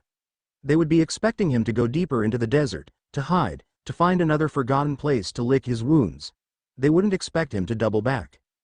Their destination was Gadian Port, the very place he had entered this blighted land. But they weren't going to the main docks. They were headed for the shipyards, a maze of rusted hulls and greasy water where illicit deals were made and vessels without names or histories came to rest. They arrived under the cloak of a moonless night. The air was thick with the smell of brine and engine oil. The only lights were the harsh, buzzing sodium lamps that cast long, distorted shadows, perfect for their work. Ash moved with a silent, fluid grace, a stark contrast to the stumbling, reckless boy he had once been. Pikachu was his vanguard, a ripple in the darkness ahead of him. 2 guards. At the fuel depot, Pikachu sent. Armed. Complacent. He followed the thought with a clear, tactical image. Their patrol route, the blind spots in their line of sight, the slight hum of the electrified fence they were guarding. They were guarding a sleek, matte black hydrofoil, a predator of a boat built for speed and stealth. It bore no markings, but a faint, almost invisible jagged C was etched into the cockpit window. A Cypher courier vessel. Perfect. "Wait for my signal," Ash whispered. He circled around, grabbing a discarded wrench from a pile of scrap metal. He lobbed it high into the air, and it came down with a loud, echoing clang on the far side of a stack of cargo containers. "What was that?" one of the guards muttered, his hand going to the stun rifle slung over his shoulder. "Probably just a wingull," his partner grumbled, but he sounded nervous. "Go check it out."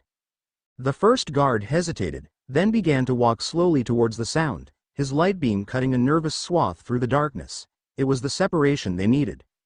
Pikachu moved. He didn't run. He flowed across the ground, a patch of shadow detaching itself from all the others. He reached the second guard, who was still looking after his partner, and rose up behind him. There was no sound, no flash of light. A small paw, cloaked in an aura of pure negation, tapped the base of the man's skull. The man's rifle slipped from his fingers, and he folded silently to the ground. The first guard heard the soft thud and spun around. "Marco." "What was?" His light beam found only an empty space where his partner had been. "Marco," he yelled, his voice tight with panic. Ash stepped out from behind the containers. "Looking for your friend?" The guard raised his rifle, but he was too slow. A pellet of compressed shadow, fired from the darkness by the docks, struck the weapon's power cell. It sparked, fizzled, and died. The guard stared at the useless piece of metal in his hands, then at Ash, his eyes wide with terror. He dropped the rifle and ran. Ash didn't watch him go. He was already at the hydrofoil's cockpit, prying open the panel and getting to work on the ignition wires. He'd learned a lot from Brock about hot wiring vehicles over the years. 10 seconds later, the boat's engine hummed to life, a low, powerful thrum.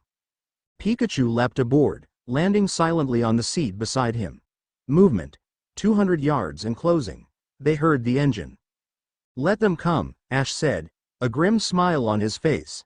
He untied the mooring ropes, pushed the throttle forward, and the hydrofoil shot out of the shipyard like an arrow, leaving the shouting and the confusion behind in its wake. They were a ghost on the water, swallowed by the immense darkness of the open sea. The sea was a different kind of enemy. It was vast, impersonal, and relentless. For a day and a night, they sped across the waves, the hydrofoil cutting through the swell. The sky above was a starless, overcast sheet of gray. Ash felt a profound sense of isolation, a man and his shadow against the world. On the second morning, they saw it. A speck on the horizon that quickly grew into the menacing silhouette of a cipher frigate. It was larger, faster, and bristling with what looked like energy cannons. "They've detected us," Pikachu projected, his small body tense. "Their sensors are locking on." Ash pushed the hydrofoil's engine to its limit, the small craft skipping dangerously across the waves. But the frigate was gaining, its bow wave a massive, churning V of white water. A spotlight, blindingly bright, stabbed through the gloom and pinned them. "Hold on," Ash yelled. He wrenched the controls to the side, sending the hydrofoil into a sharp, banking turn. A bolt of plasma screamed past where they had been, hitting the water with a deafening sizzle that sent a column of steam hissing into the air. They were outgunned and outmatched. They couldn't outrun it. They couldn't fight it. They had to disappear. The shadow, Ash thought, focusing all his will on his partner. Like in the lab. "Can you spread it out? Make a cloak?" It was a desperate, insane idea. But Pikachu seemed to understand instantly. He stood on the bow of the boat, facing the oncoming frigate. He closed his eyes, and the air around the hydrofoil grew cold. The shadow aura that normally clung to his body began to expand, to stretch. It wasn't smoke or darkness, it was an absence. A void that swallowed the light. The aura grew, forming a dome of shimmering, semi-solid shadow around the small boat. From the outside, it must have looked like a patch of unusually dark water, a trick of the light on the waves. The frigate's spotlight swept over them, and instead of reflecting, the light was simply absorbed, negated. Ash watched his instruments go dead. The GPS, the radio, all of it. They were inside a bubble of pure shadow, cut off from the world. He held his course, flying blind, trusting his instincts. The frigate slowed, its searchlight sweeping back and forth across the area where they had vanished. For a long, tense minute, it circled. Ash held his breath, the roar of his own engine sounding deafeningly loud inside their shadow cocoon. Then, seemingly satisfied they had been destroyed or had miraculously evaded them, the frigate turned and continued on its patrol route. Ash waited until it was a speck on the horizon again before he gave the signal. Pikachu, trembling with the effort, allowed the shadow dome to dissipate, the energy receding back into his small body. He slumped onto the deck, exhausted but triumphant. Ash scooped him up, a surge of pride and fear warring in his chest. "You did it, buddy," he whispered. "You did it." The power was growing, adapting, evolving, and it was terrifyingly beautiful. Citadirk Isle rose from the sea like the fang of a dead leviathan. It wasn't an island of rock and soil, but a colossal, multi-tiered steel structure, a former deep-sea oil rig that had been converted into a fortress. Rusted gantries and platforms crisscrossed its skeletal frame, all lit by the cold, sterile glow of floodlights. A perpetual storm seemed to circle the island, black clouds crackling with lightning, as if the very atmosphere was repulsed by the evil that festered there. "So that's it," Ash murmured, cutting the hydrofoil's engine and letting them drift in the choppy water, shielded by the rocks of a nearby sea stack. Eldrin's throne. A direct approach was impossible. The place was a fortress, bristling with automated defenses and patrolled by cipher vessels. But every fortress had a weakness. The power Pikachu projected, his senses reaching out across the water. It flows from a central generator at the top, but the whole structure is powered. The water around the base is alive. A discharge field. He sent a follow-up image, a massive underwater intake pipe, sucking in thousands of gallons of seawater a second to cool the island's core reactors. The grate was energized, but the pipe itself was a direct path into the facility's lower levels. There. Underwater, Ash breathed. It was their only way in. He stripped down to his trousers and a black undershirt, securing his Pokeballs and a rebreather in a waterproof pouch. He took a deep breath, looked at Pikachu, and nodded. Then, he slipped over the side into the shockingly cold water. Pikachu followed, and the moment he hit the water, the shadow aura flared. It formed a small, tight bubble around them, pushing the water away. Ash found he could breathe. The crushing pressure of the depths was held at bay. It was another impossible feat, another adaptation born of their shared will and the boundless potential of the shadow. Guided by Pikachu's senses, they swam down into the crushing dark, a tiny, self-contained pocket of life in a hostile abyss. They found the intake pipe, a monstrous, circular maw in the side of the rig's support structure. A heavy steel grate, buzzing with a lethal electrical current, blocked their path. Ash had no way to break it, but Pikachu didn't need to break it. He simply phased through it. The shadow around him momentarily became intangible, and he slipped between the bars like smoke. On the other side, he found the control panel and sent a single, precise shadow bolt into its circuitry. The electrical field sputtered and died. Ash pulled himself through the now safe grate just as the current of the intake pipe caught him, pulling him into the dark, roaring tunnel. They were flushed out into a massive, cavernous maintenance reservoir at the very base of the fortress. The air was heavy, humid, and smelled of ozone and recycled air. They were in. The interior of Citadirk Isle was a monument to brutalist efficiency. Cold steel corridors, stark, functional lighting, and cipher grunts who moved with the unnerving, purposeful silence of drones. There were no idle conversations, no wasted movements. It was the architectural embodiment of their ideology. Emotion stripped away, leaving only function. They moved through the lower levels, a ghost in the machine. Their infiltration was almost too easy. Patrols would turn down a different corridor seconds before they arrived. Security cameras would pan away at the last possible moment. It wasn't luck. They know we're here, Pikachu sent, a sharp, cold spike of alarm in Ash's mind. This path, we are not finding it. We're being led. Ash felt a cold knot tighten in his stomach. Kai's warning echoed in his ears. You don't find him. He finds you. This wasn't an infiltration. It was an invitation. The entire fortress was a trap, and they were walking right into the center of it. Keep going, Ash whispered, his hand resting on a Pokeball. Let's see what he's planning. The path of least resistance led them upward, through engine rooms and storage bays, until they reached the upper spire of the rig. They emerged into a vast, circular chamber, a place that felt less like a command center and more like a cathedral. The walls were black, polished obsidian, and the only light came from below. They were on a walkway overlooking the heart of the facility. Below them, suspended in a web of crackling energy conduits, was a sphere of pure, swirling shadow. It was immense, the size of a small house. It contained singularity of the same raw power that now lived inside Pikachu. Dozens of Pokémon, a Dragonite, a Gardevoir, a powerful Steelix, were floating around it, connected to the sphere by faint, pulsing tendrils of dark energy. Their eyes glowed with a placid, vacant purple light. They weren't in pain. They were serene. It was the most horrifying thing Ash had ever seen. Magnificent, isn't it? The voice was calm, cultured, and filled with a chilling, proprietary pride. Ash spun around. On a higher balcony, looking down on them, stood a man in a pristine white and gold uniform. He was handsome, with sharp, intelligent features and an aura of absolute, unshakable confidence. This was Grand Master Eldrin. I have been waiting for you, Ash Ketchum, Eldrin said, his voice echoing in the vast chamber. He wasn't sneering. He was smiling, a genuine, welcoming smile that was more terrifying than any threat. Or rather, I have been waiting for him. He gestured towards Pikachu. What is this place? Ash demanded, his voice tight. This is the future, Eldrin replied, spreading his arms. The Shadow Nexus. A focal point, a wellspring of the very power you now command. For years, we struggled. Our methods were crude.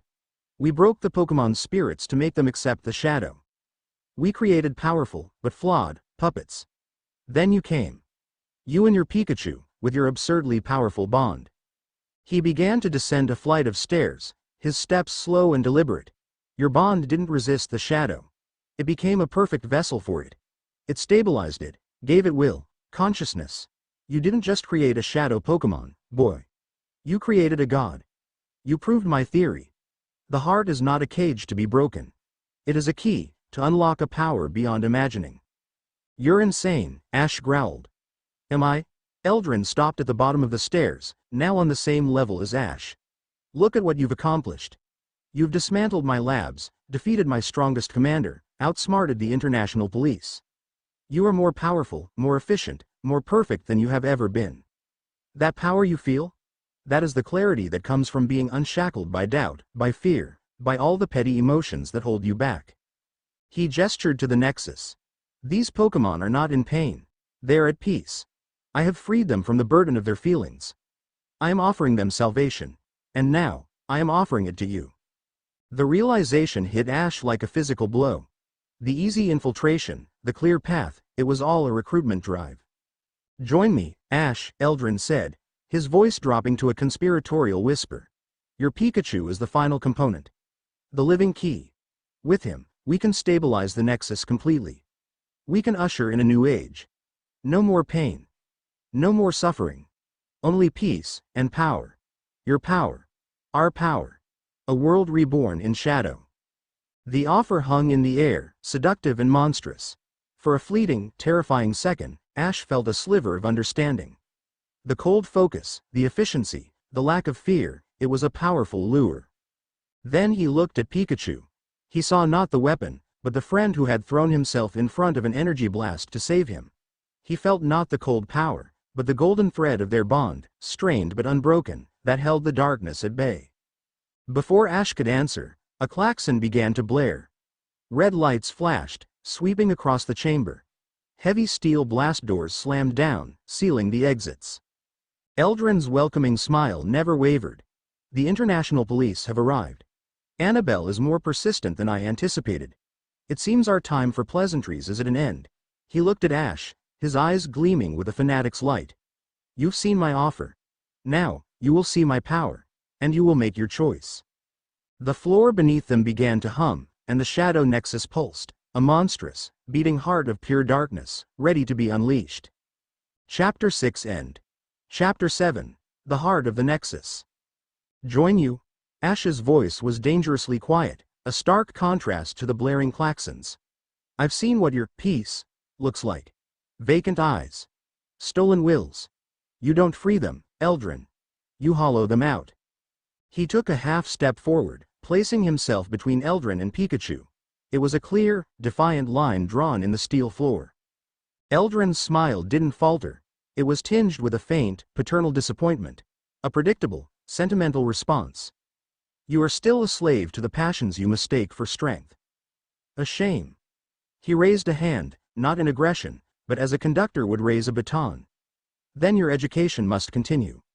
Let us begin with a practical lesson. Show him what true serenity looks like. He didn't need to specify his audience.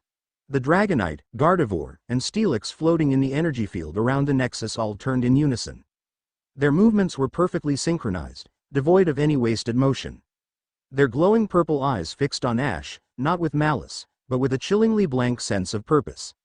The tendrils of dark energy connecting them to the Nexus pulsed, and they descended, landing silently on the walkway in a perfect triangular formation. You see, Ash, Eldrin's voice was a calm lecture over the alarms. No roaring, no posturing. Just pure, focused intent. They will dismantle you with the passionless efficiency of a surgeon.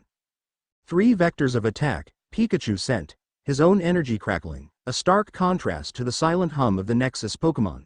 Psychic, ground, and air. High coordination. Then we break their coordination, Ash muttered back. He didn't need to give an order. Their minds were already one. Pikachu shot forward. Not at any of the Pokémon, but straight at the floor. He slammed his paws down, and a wave of tangible shadow erupted outwards, a dark ripple that clung to the metal. It wasn't an attack, it was a terrain change. The Steelix, moving to intercept, found its massive body bogged down, its movements becoming sluggish as the shadow clung to its metal hide, sapping its momentum. The Gardevoir, preparing to levitate and unleash a psychic assault, found its connection to the ground momentarily disrupted by the alien energy, causing it to stumble. It was a tiny opening, a single, unplanned second of chaos. It was all they needed. Dragonite. Shadow Rush, Ash commanded, pointing to the sky. Pikachu became a blur of black energy, arcing upwards. The Dragonite, its movements now a fraction of a second out of sync with its partners, reacted with perfect programming. It launched a Hyper Beam, a torrent of devastating energy, at the ascending shadow. But it was a feint. Mid-arc, Pikachu dissipated, melting into the shadows of the high-ceiling gantries, and the Hyper Beam screamed harmlessly into the superstructure above. In the same instant, Ash made his own move, vaulting over the railing onto a lower pipe, drawing the Gardevoir's attention. "They're bonded to the trainer," Eldrin observed, his voice laced with academic curiosity. "Fascinating. The connection is a flaw. It creates 2 points of failure." He was wrong. It created 2 points of attack. From the ceiling, Pikachu re-materialized, firing a volley of pinpoint shadow balls not at the Dragonite, but at the energy conduits feeding the Nexus directly behind it. The blasts weren't powerful enough to cause critical damage, but they sent a shower of sparks and a surge of feedback down the tendril connected to the Dragonite. The massive Pokémon shuddered, its purple eyes flickering for a second, a ghost of confusion passing through its placid expression. While the flying type was distracted, Ash slid down the pipe and launched himself at the Gardevoir. It was a reckless, physical assault the creature's cold logic couldn't have anticipated. The Gardevoir reacted, raising a psychic shield, but Ash didn't attack it. He landed, rolled, and slapped a hand on the tendril connecting the Gardevoir to the Nexus. He couldn't break it, but he could pour his own will, his own defiant, chaotic emotion, into it. "Wake up!" he roared. The Gardevoir recoiled as if struck, letting out a pained cry. It was the first sound any of Eldrin's Pokémon had made. The purple in its eyes receded, replaced by a flash of its true, terrified self. The Steelix, finally freeing itself from the shadow trap, lunged at Ash. But it was too late. Pikachu dropped from the ceiling like a thunderbolt. A black thunderbolt. He landed on the Steelix's head, and instead of a shock, he unleashed a pulse of pure, nullifying shadow. The Steelix's system seized. It wasn't unconscious. It was simply turned off. It froze mid-lunge and then crashed to the floor with a deafening boom. The Gardevoir, its concentration broken, teleported away in a panic, reappearing near the Nexus, clutching its head. The Dragonite, its link now sputtering, hovered uncertainly. In less than a minute, their perfect, surgical coordination had been shattered by chaos, instinct, and emotion. Eldrin actually applauded. "Bravo," he said, his voice ringing with genuine admiration. "You have not defeated them. You have simply reintroduced the flaws I worked so hard to remove. You proved my point. Emotion is chaos. It is imperfection." A section of the walkway slid aside, and a platform rose from the depths. On it stood a single Metagross. Its metal was a burnished, gunmetal gray, and the X on its face glowed with the same internal, purple light as the Nexus itself. It was clearly Eldrin's personal partner, the apex of his work, his shadow regent.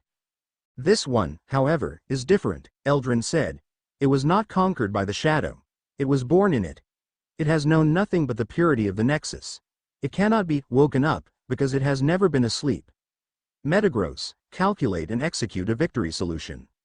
The Metagross's 4 minds went to work, its eyes glowing brighter. It didn't roar. It simply levitated forward, its psychic presence a wave of crushing, cold intelligence.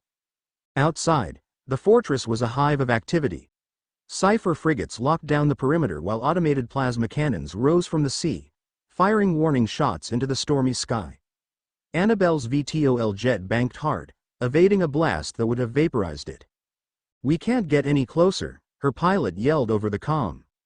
"We have to," Annabelle countered, her knuckles white where she gripped her console. Her Alakazam stood beside her, its head bowed. "The psychic pressure is immense," it sent to her mind. "A chorus of stolen wills, all singing the same silent song. And at its heart, a maelstrom. A battle of two singularities. One of cold, perfect order. The other of chaotic, burning defiance. She knew which one was Ash. The rig's main cooling intake, sub-level 4, she commanded, pointing at the schematic on her screen. It's our only way in. Use the plasma cutter. Go. She would not let him face this alone. Hunter and hunted, law and fugitive, none of it mattered anymore. All that mattered was stopping the monstrous wrongness at the heart of this steel fortress. The battle against the Metagross was a brutal chess match. Every move Pikachu made, the Metagross countered. A Shadow Rush was met by a precisely angled psychic barrier that deflected Pikachu into a wall. A Shadow Ball was intercepted midair by a flash-forged Meteor Mash. The Metagross fought not with power, but with terrifying, predictive precision. It was using its 4 psychic brains to run combat simulations in real time, solving the problem of Pikachu 1,000 times a second. It knows my next move, Pikachu sent, frustration and pain bleeding through their bond. He was panting, his small body covered in scrapes. It adapts faster than I can act. Then stop acting, Ash replied, his mind racing. React. He looked past the Metagross, at Eldrin, who watched with the detached air of a scientist observing a fascinating experiment. He was the core. His cold, unshakable will was what focused the Metagross, what gave it its edge. Pikachu, on me. Ash yelled. Pikachu zipped back to his side. The Metagross advanced, its metal claws extending, preparing for the final, calculated blow. You cannot win, Eldrin stated, a simple fact. Its logic is flawless. Then let's try some flawed logic, Ash retorted. He did the last thing Eldrin or his Metagross would have predicted. He ran. Directly at them. Unarmed, unshielded, just a man charging a psychic supercomputer. The Metagross's calculations stuttered. This action made no tactical sense. It was irrational. It was emotional. For a microsecond, its perfect predictive model failed. In that microsecond of hesitation, Ash slid, scooping up a loose piece of shrapnel from the floor. He didn't throw it at the Metagross. He hurled it at Eldrin. Eldrin, for the first time, showed a flicker of surprise, raising an arm to block the clumsy projectile. His concentration, his psychic link to his Pokémon, was broken for a single, crucial instant. And in that instant, Ash screamed, "Now, Pikachu!" All of it. It wasn't a command. It was a release. It was every ounce of fear, rage, and desperate love Ash felt for his partner, poured into their bond. The golden thread didn't just shine, it erupted. Pikachu became a star. A blinding fusion of yellow and black. His natural, electric power, so long suppressed by the shadow, came roaring back to life, but it didn't push the shadow out. It merged with it. Jagged, golden bolts of lightning intertwined with writhing tendrils of pure darkness. He didn't just use one power or the other. He used both, a perfect, chaotic synthesis of his past and his present. He unleashed it all in a single, deafening blast. Not a shadow bolt, not a thunderbolt. It was a volt of defiance. A raw, emotional scream made manifest. The beam of black and gold energy slammed into the Metagross. There was no calculation that could have prepared it for this. Logic shattered against the pure, irrational force of an unbreakable bond. The Metagross was lifted from its feet, its metal hide groaning and cracking, the purple light in its X shattering like glass. It crashed into the back wall and slid to the floor, silent and still. A deafening explosion rocked the chamber as Annabelle's team blew the main doors off their hinges. She stormed in, flanked by IP agents in tactical gear, their weapons raised. They froze, taking in the scene. The defeated Pokémon, the crackling form of Ash's Pikachu, and Eldrin, who stood staring at his fallen partner, his perfect composure finally, irrevocably broken. He looked at Ash, and the mask of the enlightened savior fell away, revealing the furious, obsessive zealot beneath. You have tainted it," he shrieked. "You have corrupted perfection with your flawed, filthy emotions." He didn't reach for another Pokeball. He slammed his hand down on a console on his wrist. "If you will not embrace peace, then I will force it upon you. You will all be enlightened. The Nexus will be my legacy." The central sphere of shadow began to pulse violently. The hum rose to a deafening roar. A wave of pure, psychic static washed over the room, causing Annabelle's agents to cry out and clutch their heads. "He's overloading it," Annabelle yelled. It's going to release a wave that will fry the minds of every living thing on this island. The Nexus was no longer a battery, it was a bomb. A soul bomb. There was no time to escape. Ash looked at Pikachu, who was swaying, drained from his last attack. He knew what he had to do. "Buddy," he said, his voice soft. "I need you to do one more thing. Absorb it. Just the first wave. Give them time." Pikachu looked up at him, and for a moment, Ash saw not the glowing purple eyes, but the warm, familiar brown of his oldest friend. He saw a trust that transcended logic, a loyalty that defied gods and monsters. Pikachu nodded. As the first, catastrophic wave of shadow energy erupted from the Nexus, Pikachu leapt into its path. He didn't try to block it. He opened himself to it. The wave washed over him, and his small body was engulfed in a torrent of pure, unadulterated darkness. The psychic pressure on the IP agents vanished, the wave diverted. "What is he doing?" Annabelle screamed, horrified. "Saving you," Ash grunted. He ran to her, grabbing her arm. "This place is coming down. We have to go, now." He pointed to a maintenance shaft high on the wall. "That's our way out." He unleashed his own Greninja and Sceptile. "Cover us." As his Pokémon engaged the few remaining Cypher drones, Ash half-dragged, half-carried a stunned Annabelle towards the exit. He looked back one last time. Pikachu was a silhouette in the heart of a raging storm of shadow, holding back the apocalypse with nothing but his own small body and an infinite will. Eldrin stood before the overloading Nexus, his arms spread wide, a look of ecstatic bliss on his face as he prepared to be consumed by his own twisted creation. "He's not going to make it," Annabelle cried, finding her voice. "He will," Ash said, his voice a raw prayer. He practically threw her towards the escape ladder her agents were climbing. Then he turned back, whistling sharply. Pikachu, trembling violently, his form flickering between light and shadow, disengaged from the Nexus wave and launched himself through the air. Ash caught him, holding him tight. The little creature was vibrating, dangerously unstable. They scrambled up the ladder and burst out onto an external gantry just as a blinding, silent flash of purple-black light erupted from the heart of the spire. The entire fortress groaned, the metal beneath their feet screaming as it was torn apart from the inside. They stood on the windswept platform, Annabelle and her few surviving agents, Ash and his dangerously overloaded partner, watching the steel fortress consume itself. The war for Citadel Isle was over. But Ash knew, clutching the trembling form of his friend, the real battle had only just begun. Chapter 7 End. Chapter 8.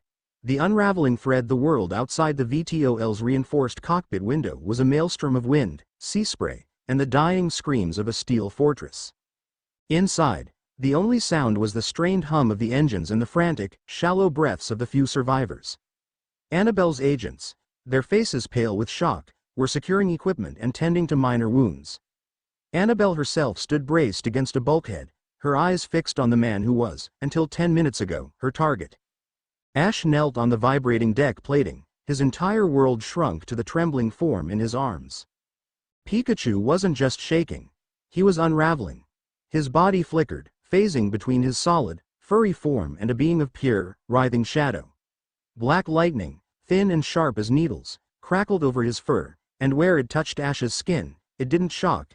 It burned with an unnatural cold that felt like freezer burn and nerve damage combined. The air around him was frigid, frost forming in a perfect circle on the metal floor beneath him. "His energy levels are off the scale," one of Annabelle's tech officers reported, his voice trembling as he read a scanner. "The device can't even classify it. It's infinite. He's a contained singularity."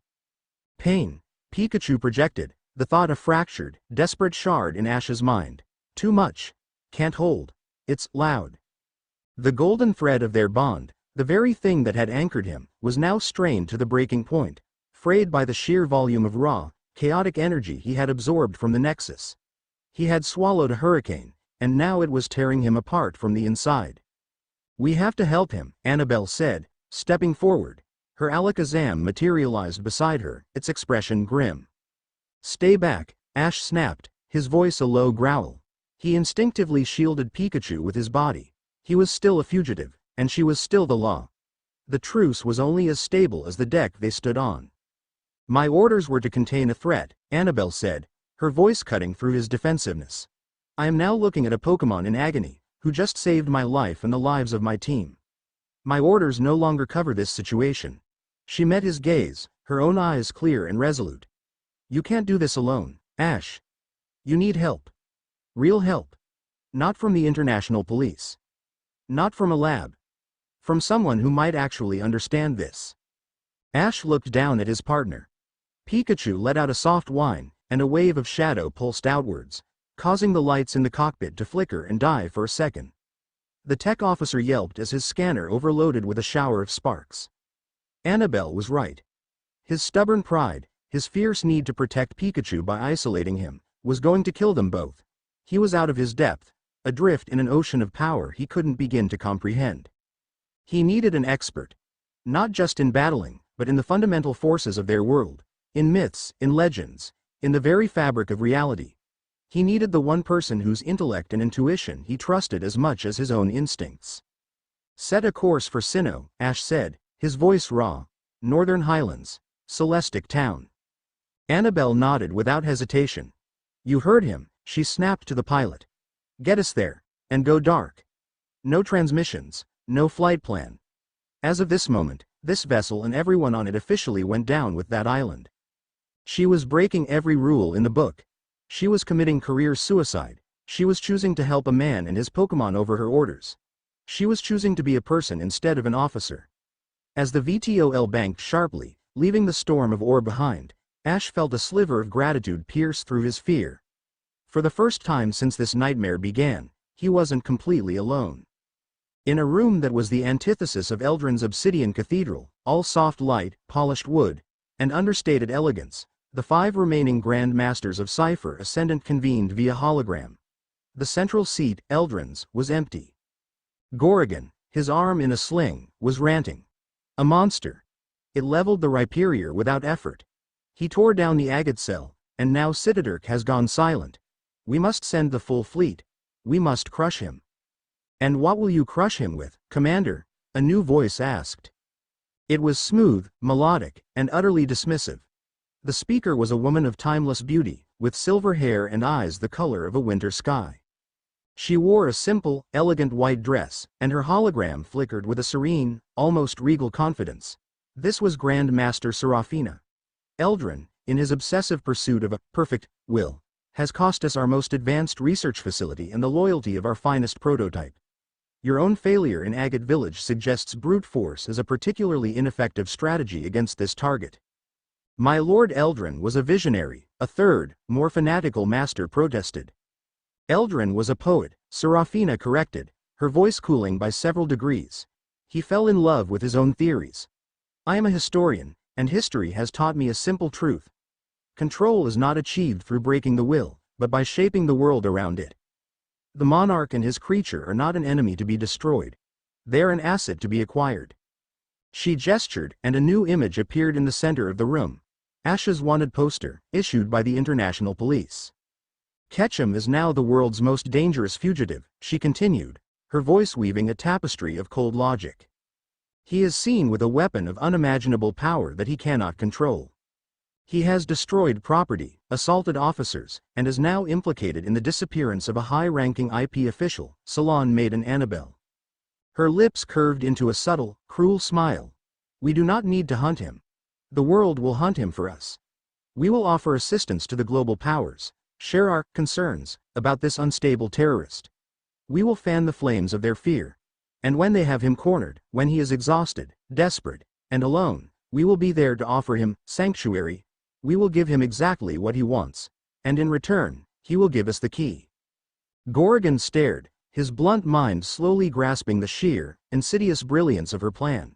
They wouldn't be the villains hunting the hero. They would be the saviors, and Ash would be the monster the world needed saving from.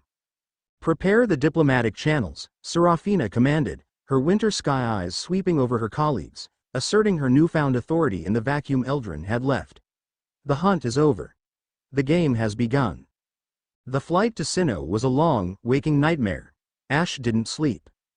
He barely moved. He sat in the back of the cargo hold, cradling Pikachu, pouring his own energy, his own will, into the fraying golden thread of their bond. He was a human anchor, trying to ground a being who had become a living storm. He could feel the battle raging within his friend. The shadow, a chaotic, hungry, all-consuming force, versus the core of Pikachu, his stubborn, loyal, fiercely loving heart.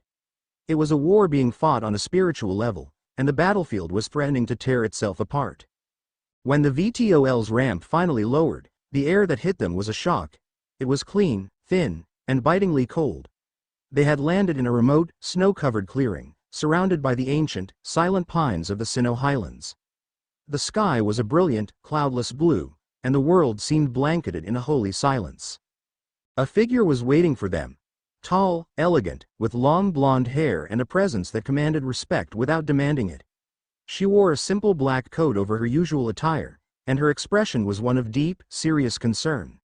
Standing beside her was her Garchomp, a silent, powerful guardian. Cynthia, the champion of Sinnoh, took in the scene with a glance. The military-grade VTOL, the grim-faced IP agents, Annabelle's exhausted but resolute expression, and Ash, looking older and more worn than she had ever seen him, clutching a creature that seemed to warp the very light around it. Annabelle's message was understated, Cynthia said, her calm voice a balm in the tense air. Bring him here.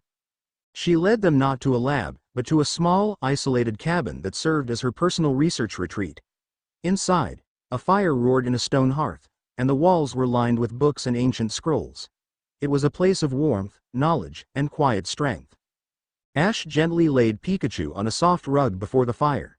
The Pokemon's flickering had subsided, but the black lightning still crackled over his fur, and he shivered uncontrollably despite the warmth of the flames.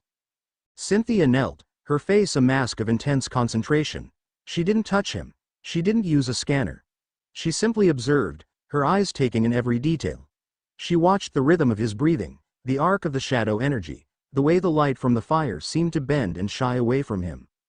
This is not a possession, she murmured, more to herself than to anyone else. Nor is it a simple infusion of energy. She looked up at Ash, her gray eyes sharp and perceptive. The legends of this region speak of a reverse world, a place of antimatter and chaotic laws that balances our own. Its energies are not evil, Ash. They are simply other. A different philosophy of existence. Cold, formless, timeless. What Cypher did was punch a hole into that philosophy and force it into a vessel it was never meant for. Can you help him? Ash asked, his voice cracking. What you call the shadow is trying to do what it was designed to do. Break down matter and emotion into a state of serene nothingness. The peace Eldrin spoke of, Cynthia explained, her gaze distant, as if she were reading from a scroll only she could see. But Pikachu's own energy, his will, his bond with you, it's fighting back. It's refusing to be broken down. It's trying to do something impossible. She leaned closer, her eyes widening slightly as she saw it. It's not just resisting. It's metabolizing. He's trying to rewrite his own biological and spiritual laws to incorporate this alien energy as a part of himself. He's trying to evolve, not into a new form, but into a new state of being. A perfect synthesis of both worlds. A flicker of hope ignited in Ash's chest, but Cynthia quickly tempered it. But the process is tearing him apart. He absorbed too much, too fast. The chaotic energy has no anchor. Imagine trying to build a house in the middle of a perpetual earthquake. He needs a foundation. Something to ground the shadow, to give it form and purpose so he can integrate it safely. An anchor? Annabelle asked. What kind of anchor? Cynthia stood up and walked to a large, detailed map of Sinnoh hanging on the wall. Her finger traced a path up the spine of the formidable Mount Coronet. There are places in this world where the veil between our reality and others is thin, she said. Places of immense power, where legends were born.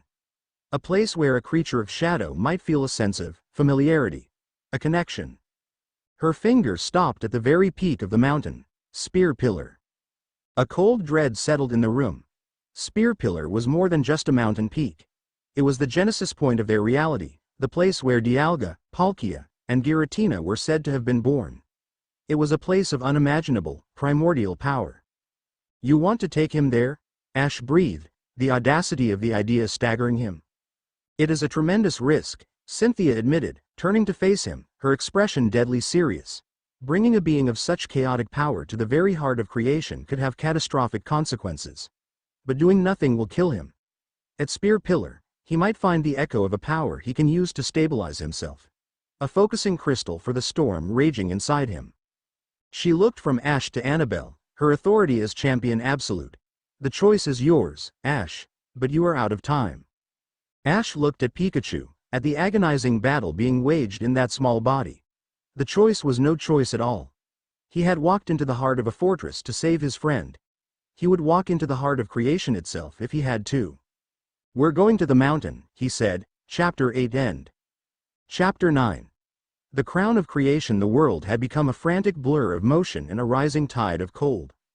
The VTOL jet, a marvel of modern technology, felt like a fragile leaf in a hurricane as it bucked and shuddered its way through the turbulent air currents surrounding Mount Coronet. This was no ordinary weather.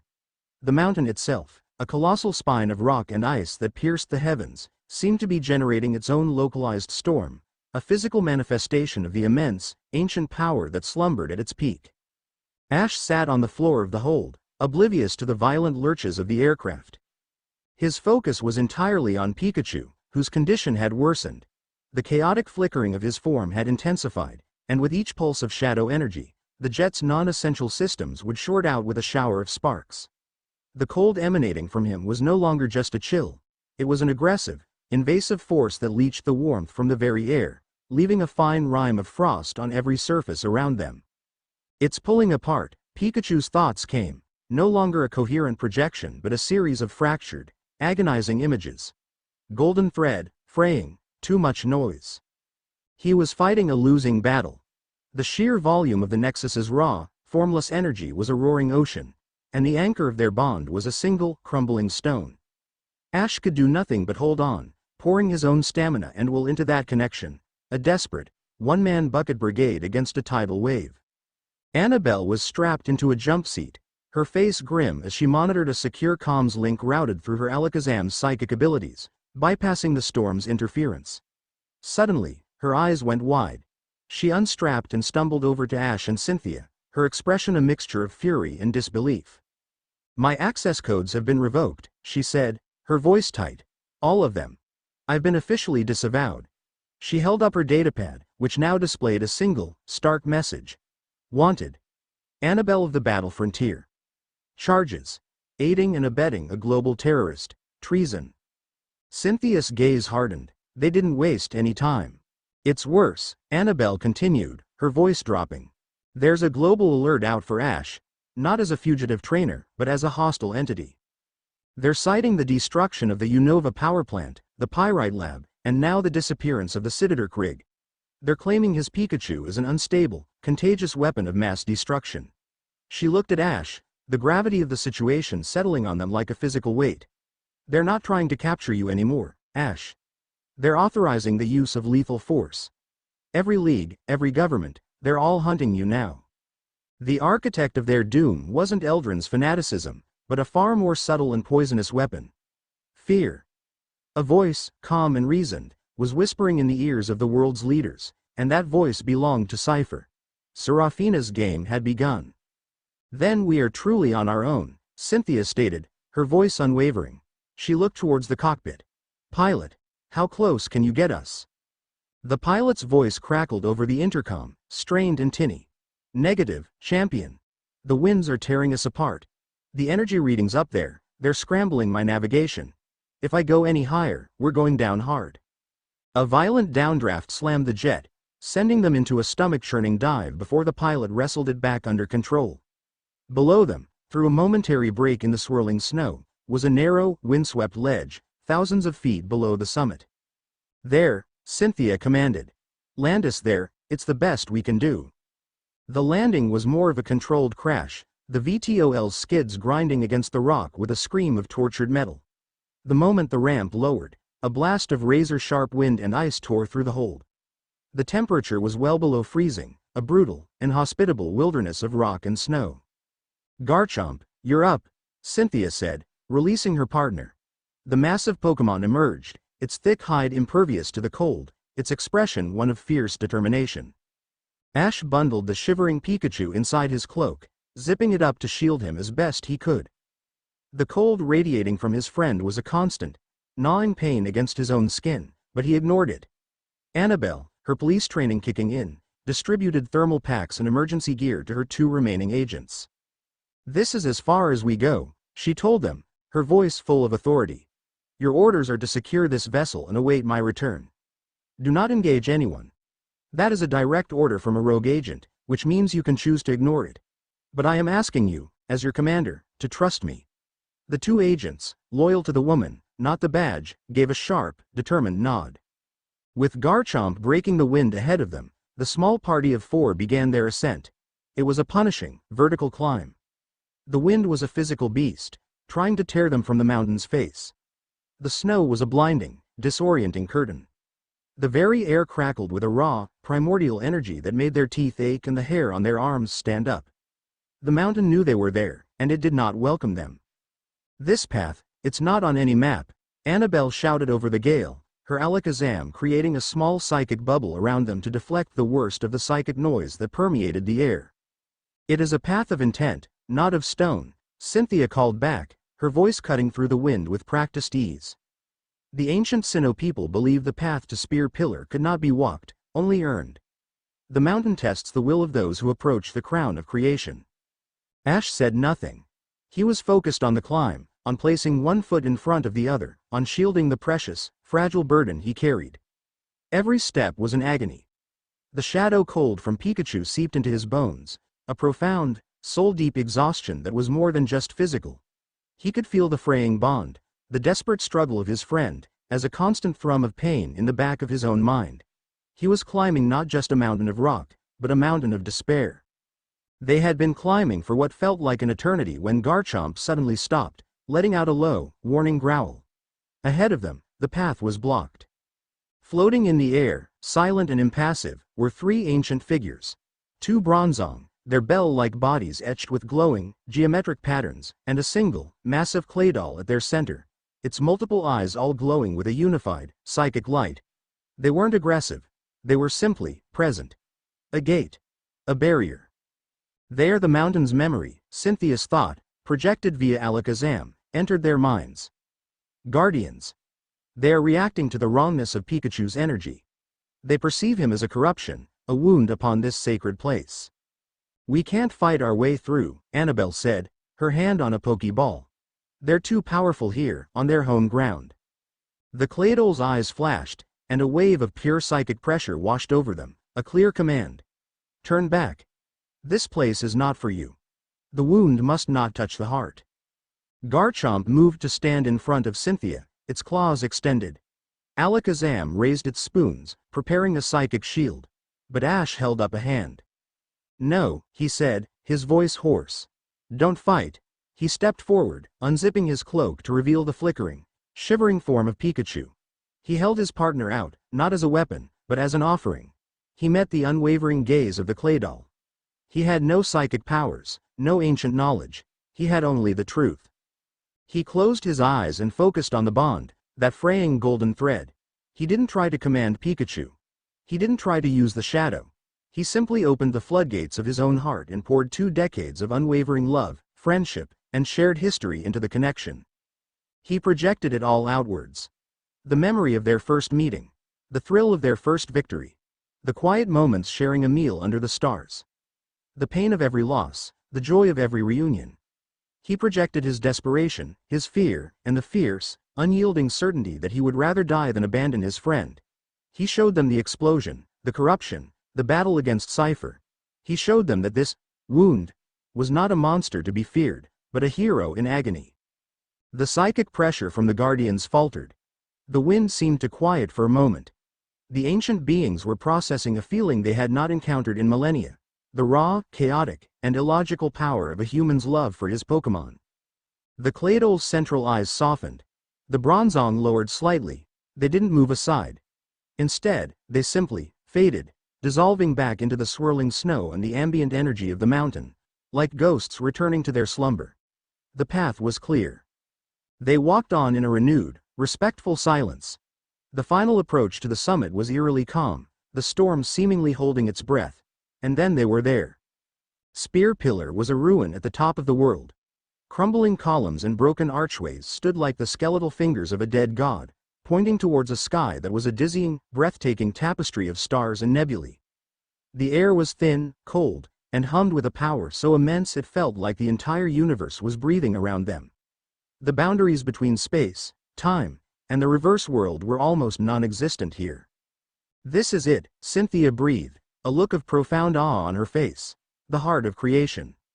With his last reserves of strength, Ash walked to the center of the ruins, to a dais etched with the symbols of Dialga, Palkia, and Giratina. He gently laid Pikachu down. The moment his body touched the ancient stone, the reaction was immediate and violent. The shadow energy within Pikachu erupted outwards, a chaotic, uncontrolled vortex of darkness. Simultaneously, the primordial energy of Spear Pillar rose up to meet it, a blinding torrent of pure, creative light. The two opposing, fundamental forces of the universe met, with Pikachu as their epicenter. He screamed. A raw, piercing cry of pure, undiluted agony that was both a sound and a psychic shockwave. The light and shadow tore at him, threatening to annihilate him completely. "It's not working," Annabelle cried out in horror. "The energies are rejecting each other, it's going to tear him apart." Cynthia watched, her face a mask of stone, unable to interfere. This was a battle on a cosmic scale, beyond the power of any champion. Ash saw his friend, his brother, being erased from existence, and in that moment, a desperate, impossible clarity seized him. The anchor wasn't the place. The anchor was him. It had always been him. He dropped to his knees, ignoring the searing energies, and placed both of his hands firmly on Pikachu. "It's okay, buddy," he whispered, his voice choked with tears and fierce determination. "I'm right here. You don't have to do this alone." He closed his eyes and did the one thing he had been fighting against since this began. He stopped being a shield. He stopped being an anchor. He became a conduit. He opened their bond completely, tore down every wall, and with a final, desperate act of will, he took the storm inside himself. The raw, untamed, infinite power of the Nexus, the chaotic philosophy of the reverse world, the agonizing conflict of light and dark. It all came roaring down the golden thread of their bond and slammed into Ash Ketchum's soul. He screamed, his own voice joining Pikachu's, a harmony of agony and defiance that echoed across the crown of creation. His vision exploded into a blinding chaos of screaming light, howling darkness, and the silent, turning gears of reality itself. The last thing he felt before everything went black was the golden thread of their bond, no longer fraying, but blazing with the heat of a newborn star. Chapter 9 End. Chapter 10. The Dawn of Shadow. The silence was the first thing Ash registered. It was a profound, absolute quiet that was more than the absence of sound. It was the absence of everything. He was adrift in a void, a place without light, without sensation, without time. The agonizing storm that had consumed him was gone. There was only this perfect, peaceful, terrifying nothingness. "Is this it?" he thought, a disembodied consciousness in the dark. Is this the peace Eldrin was talking about? A flicker. A single, tiny point of light in the infinite black. It wasn't a star. It was a feeling. A memory. The warmth of his mother's hand. The rough texture of his first Pokédex. The taste of a perfectly ripe Oran berry. The sound of his friends laughing around a campfire. It was everything that made him who he was, a constellation of emotions in the void of the shadow. Then, another light, brighter and fiercely defiant. A golden spark. It wasn't a memory. It was a presence. It was the unwavering loyalty of a friend who had stood by him through 1,000 battles, a friend who had thrown himself in front of an explosion to save him, a friend who had followed him into the heart of creation. Pikachu. The name was an anchor. The void receded, the perfect silence shattered by the frantic, familiar beating of his own heart. Sensation returned with a rush. The biting cold of stone against his back, the thin, crisp air in his lungs, the dull ache in every muscle of his body. He opened his eyes. The storm was gone. The chaotic vortex of light and shadow had vanished. The sky above Spear Pillar was a serene, deep indigo, the first hints of dawn painting the eastern horizon in strokes of orange and violet. The primordial hum of the place had quieted to a gentle, rhythmic pulse, like a sleeping giant's breath. He sat up, his movements stiff. He felt different. The constant, low-level drain of Pikachu's unstable energy was gone. In its place was a quiet, immense reservoir of power that felt like it was an extension of his own body. He felt the cold stone beneath him, the shifting air currents, the distant thoughts of a sleeping Zubat in a cave miles below. He felt the world with a clarity that was both exhilarating and unnerving. A small weight settled on his chest. He looked down. Pikachu was curled up there, sleeping peacefully. The violent black lightning was gone. The flickering, unstable form was solid. His fur was a shade darker than it had been, the color of a stormy sky, and the red circles on his cheeks now held a permanent, soft violet glow, like embers. The untamed, chaotic power had not been banished. It had been forged, tempered in the crucible of Spear Pillar and solidified by Ash's own soul. He was no longer a being of conflict. He was a perfect synthesis. A true shadow Pokémon, but not in the way Cypher had ever envisioned. His soul hadn't been erased. It had been expanded. He was light and dark, thunder and shadow. Incredible, Ash looked up. Cynthia and Annabelle were standing a few feet away, their faces a mixture of awe, relief, and a healthy dose of fear. The energies stabilized, Cynthia said, her voice barely a whisper. When you took the power into yourself, you became the missing piece of the puzzle. You didn't just ground it. You gave it a human heart. You gave it a conscience. Ash looked at his own hands. A faint, violet aura, identical to the glow on Pikachu's cheeks, swirled around his fingertips. He could feel it, the shadow, now a quiet and obedient presence within him, connected inextricably to his partner. He could command it, shape it, with a thought. They were no longer a trainer and a Pokémon. They were two parts of a single whole. As the sun's first rays crested the peak of Mount Coronet, bathing the ancient ruins in golden light, the sound of powerful engines tore through the morning quiet. 6 sleek, black VTOL jets, far more advanced than Annabelle's, rose over the edge of the mountain and took up positions in a perfect circle around Spear Pillar. The Cypher insignia, the jagged C, was emblazoned on their hulls. The central jet's ramp lowered, and a figure descended. It was Serafina. She was flanked by Gorrigan, his arm now in a sophisticated cybernetic brace, and 4 elite Cypher guards in stark white armor, their faces hidden behind reflective visors. A truly magnificent display, Monarch, Serafina called out, her voice calm and clear in the thin air, amplified by some unseen technology. She surveyed the scene, Ash and Pikachu, alive and transformed. Cynthia and Annabelle, cornered. Her expression was one of serene satisfaction, as if all of this was merely a confirmation of her own brilliant hypothesis. You have exceeded all of my expectations. You have not only stabilized the prototype, but perfected it. My congratulations. The game's over, Serafina, Ash said, his voice quiet but carrying an unnatural resonance that made the Cypher guards shift uneasily. He gently placed the now awake Pikachu on the ground beside him. Over? Serafina let out a soft, musical laugh. My dear boy, it has only just begun. The world believes you are a terrorist. Your allies have been declared traitors. Every government is hunting you. You have nowhere to run, nowhere to hide. She spread her hands in a gesture of magnanimous offering. But I am not them. I do not fear your power. I revere it. I understand what you have become. Join me. Not as a subordinate, but as a partner. Together, we can offer the world the peace it so desperately craves.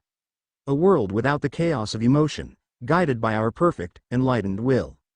It was Eldrin's offer, but stripped of its fanatical fervor and polished with a politician's insidious charm. She wasn't offering to make him a god, she was offering to make him a king.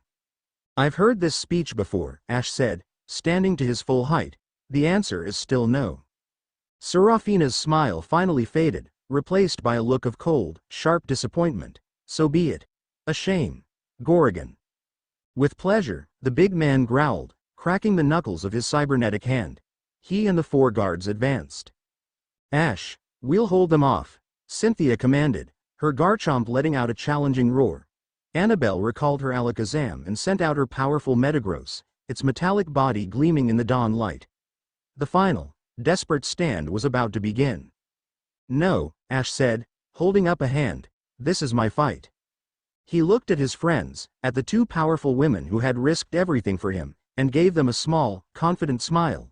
It's okay. I've got this. He turned to face the advancing Cypher forces. He didn't unclip a Pokeball. He just stood there, with Pikachu at his side. You are a fool to the end, Gorrigan sneered, raising his metal fist. You and that rat are alone. Ash closed his eyes, He reached out, not with his hands, but with his mind. He touched the quiet, immense power within him, the power that was now as much a part of him as his own heartbeat.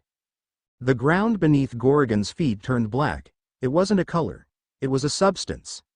The shadows of the ancient pillars stretched and warped, coalescing into a writhing, semi-solid mass that rose up and grabbed Gorgon's legs, holding him fast. He roared in surprise and fury, his immense strength useless against the intangible foe. The 4 guards hesitated, raising their energy rifles. Before they could fire, 4 perfect copies of Pikachu, formed of pure, silent shadow, materialized behind them. They moved in perfect unison, disarming the guards with precise, non-lethal strikes before melting back into the morning shadows. It was over in 2 seconds. Serafina stared, her serene composure finally cracking as she watched her elite guard and her strongest commander neutralized without a single physical attack being thrown. Ash opened his eyes. The violet aura around his hands was now a steady, brilliant flame. He was no longer just channeling Pikachu's power. He was wielding it as his own. "I'm not alone," he said, his voice echoing with a newfound power that seemed to shake the very foundations of the mountain. "I am the master of the shadow, and I am your end." Pikachu leapt onto his shoulder, not as a weapon, but as a partner. His cheeks sparked, not with black lightning or yellow thunder, but with a perfect, stable fusion of both. The violet glow in their eyes was identical, 2 parts of a single, incredible whole. Serafina, for the first time in her life, felt a flicker of true, unadulterated fear. She had sought to manipulate a monster, only to find she had created something far more terrifying. She had created a hero with the power of a god. She backed away slowly towards her VTOL, her eyes never leaving the boy who stood bathed in the light of the rising sun and the power of the deepest dark. This wasn't a victory for Cypher. It wasn't a defeat. It was a fundamental shift in the balance of the world. Ash watched her go. He knew this was far from over. Cypher was still out there. The world still thought he was a monster. But as he stood on the crown of creation, with his oldest friend on his shoulder and a power that could reshape reality at his fingertips, he felt no fear. He felt only a calm, cold, and absolute resolve. He had walked through the dark, and he had not been consumed by it. He had mastered it. He had given it his heart. Now, he would use it to bring a new dawn, not just for himself, but for a world that would soon learn that the deepest shadows are often cast by the brightest light. Chapter 10 End.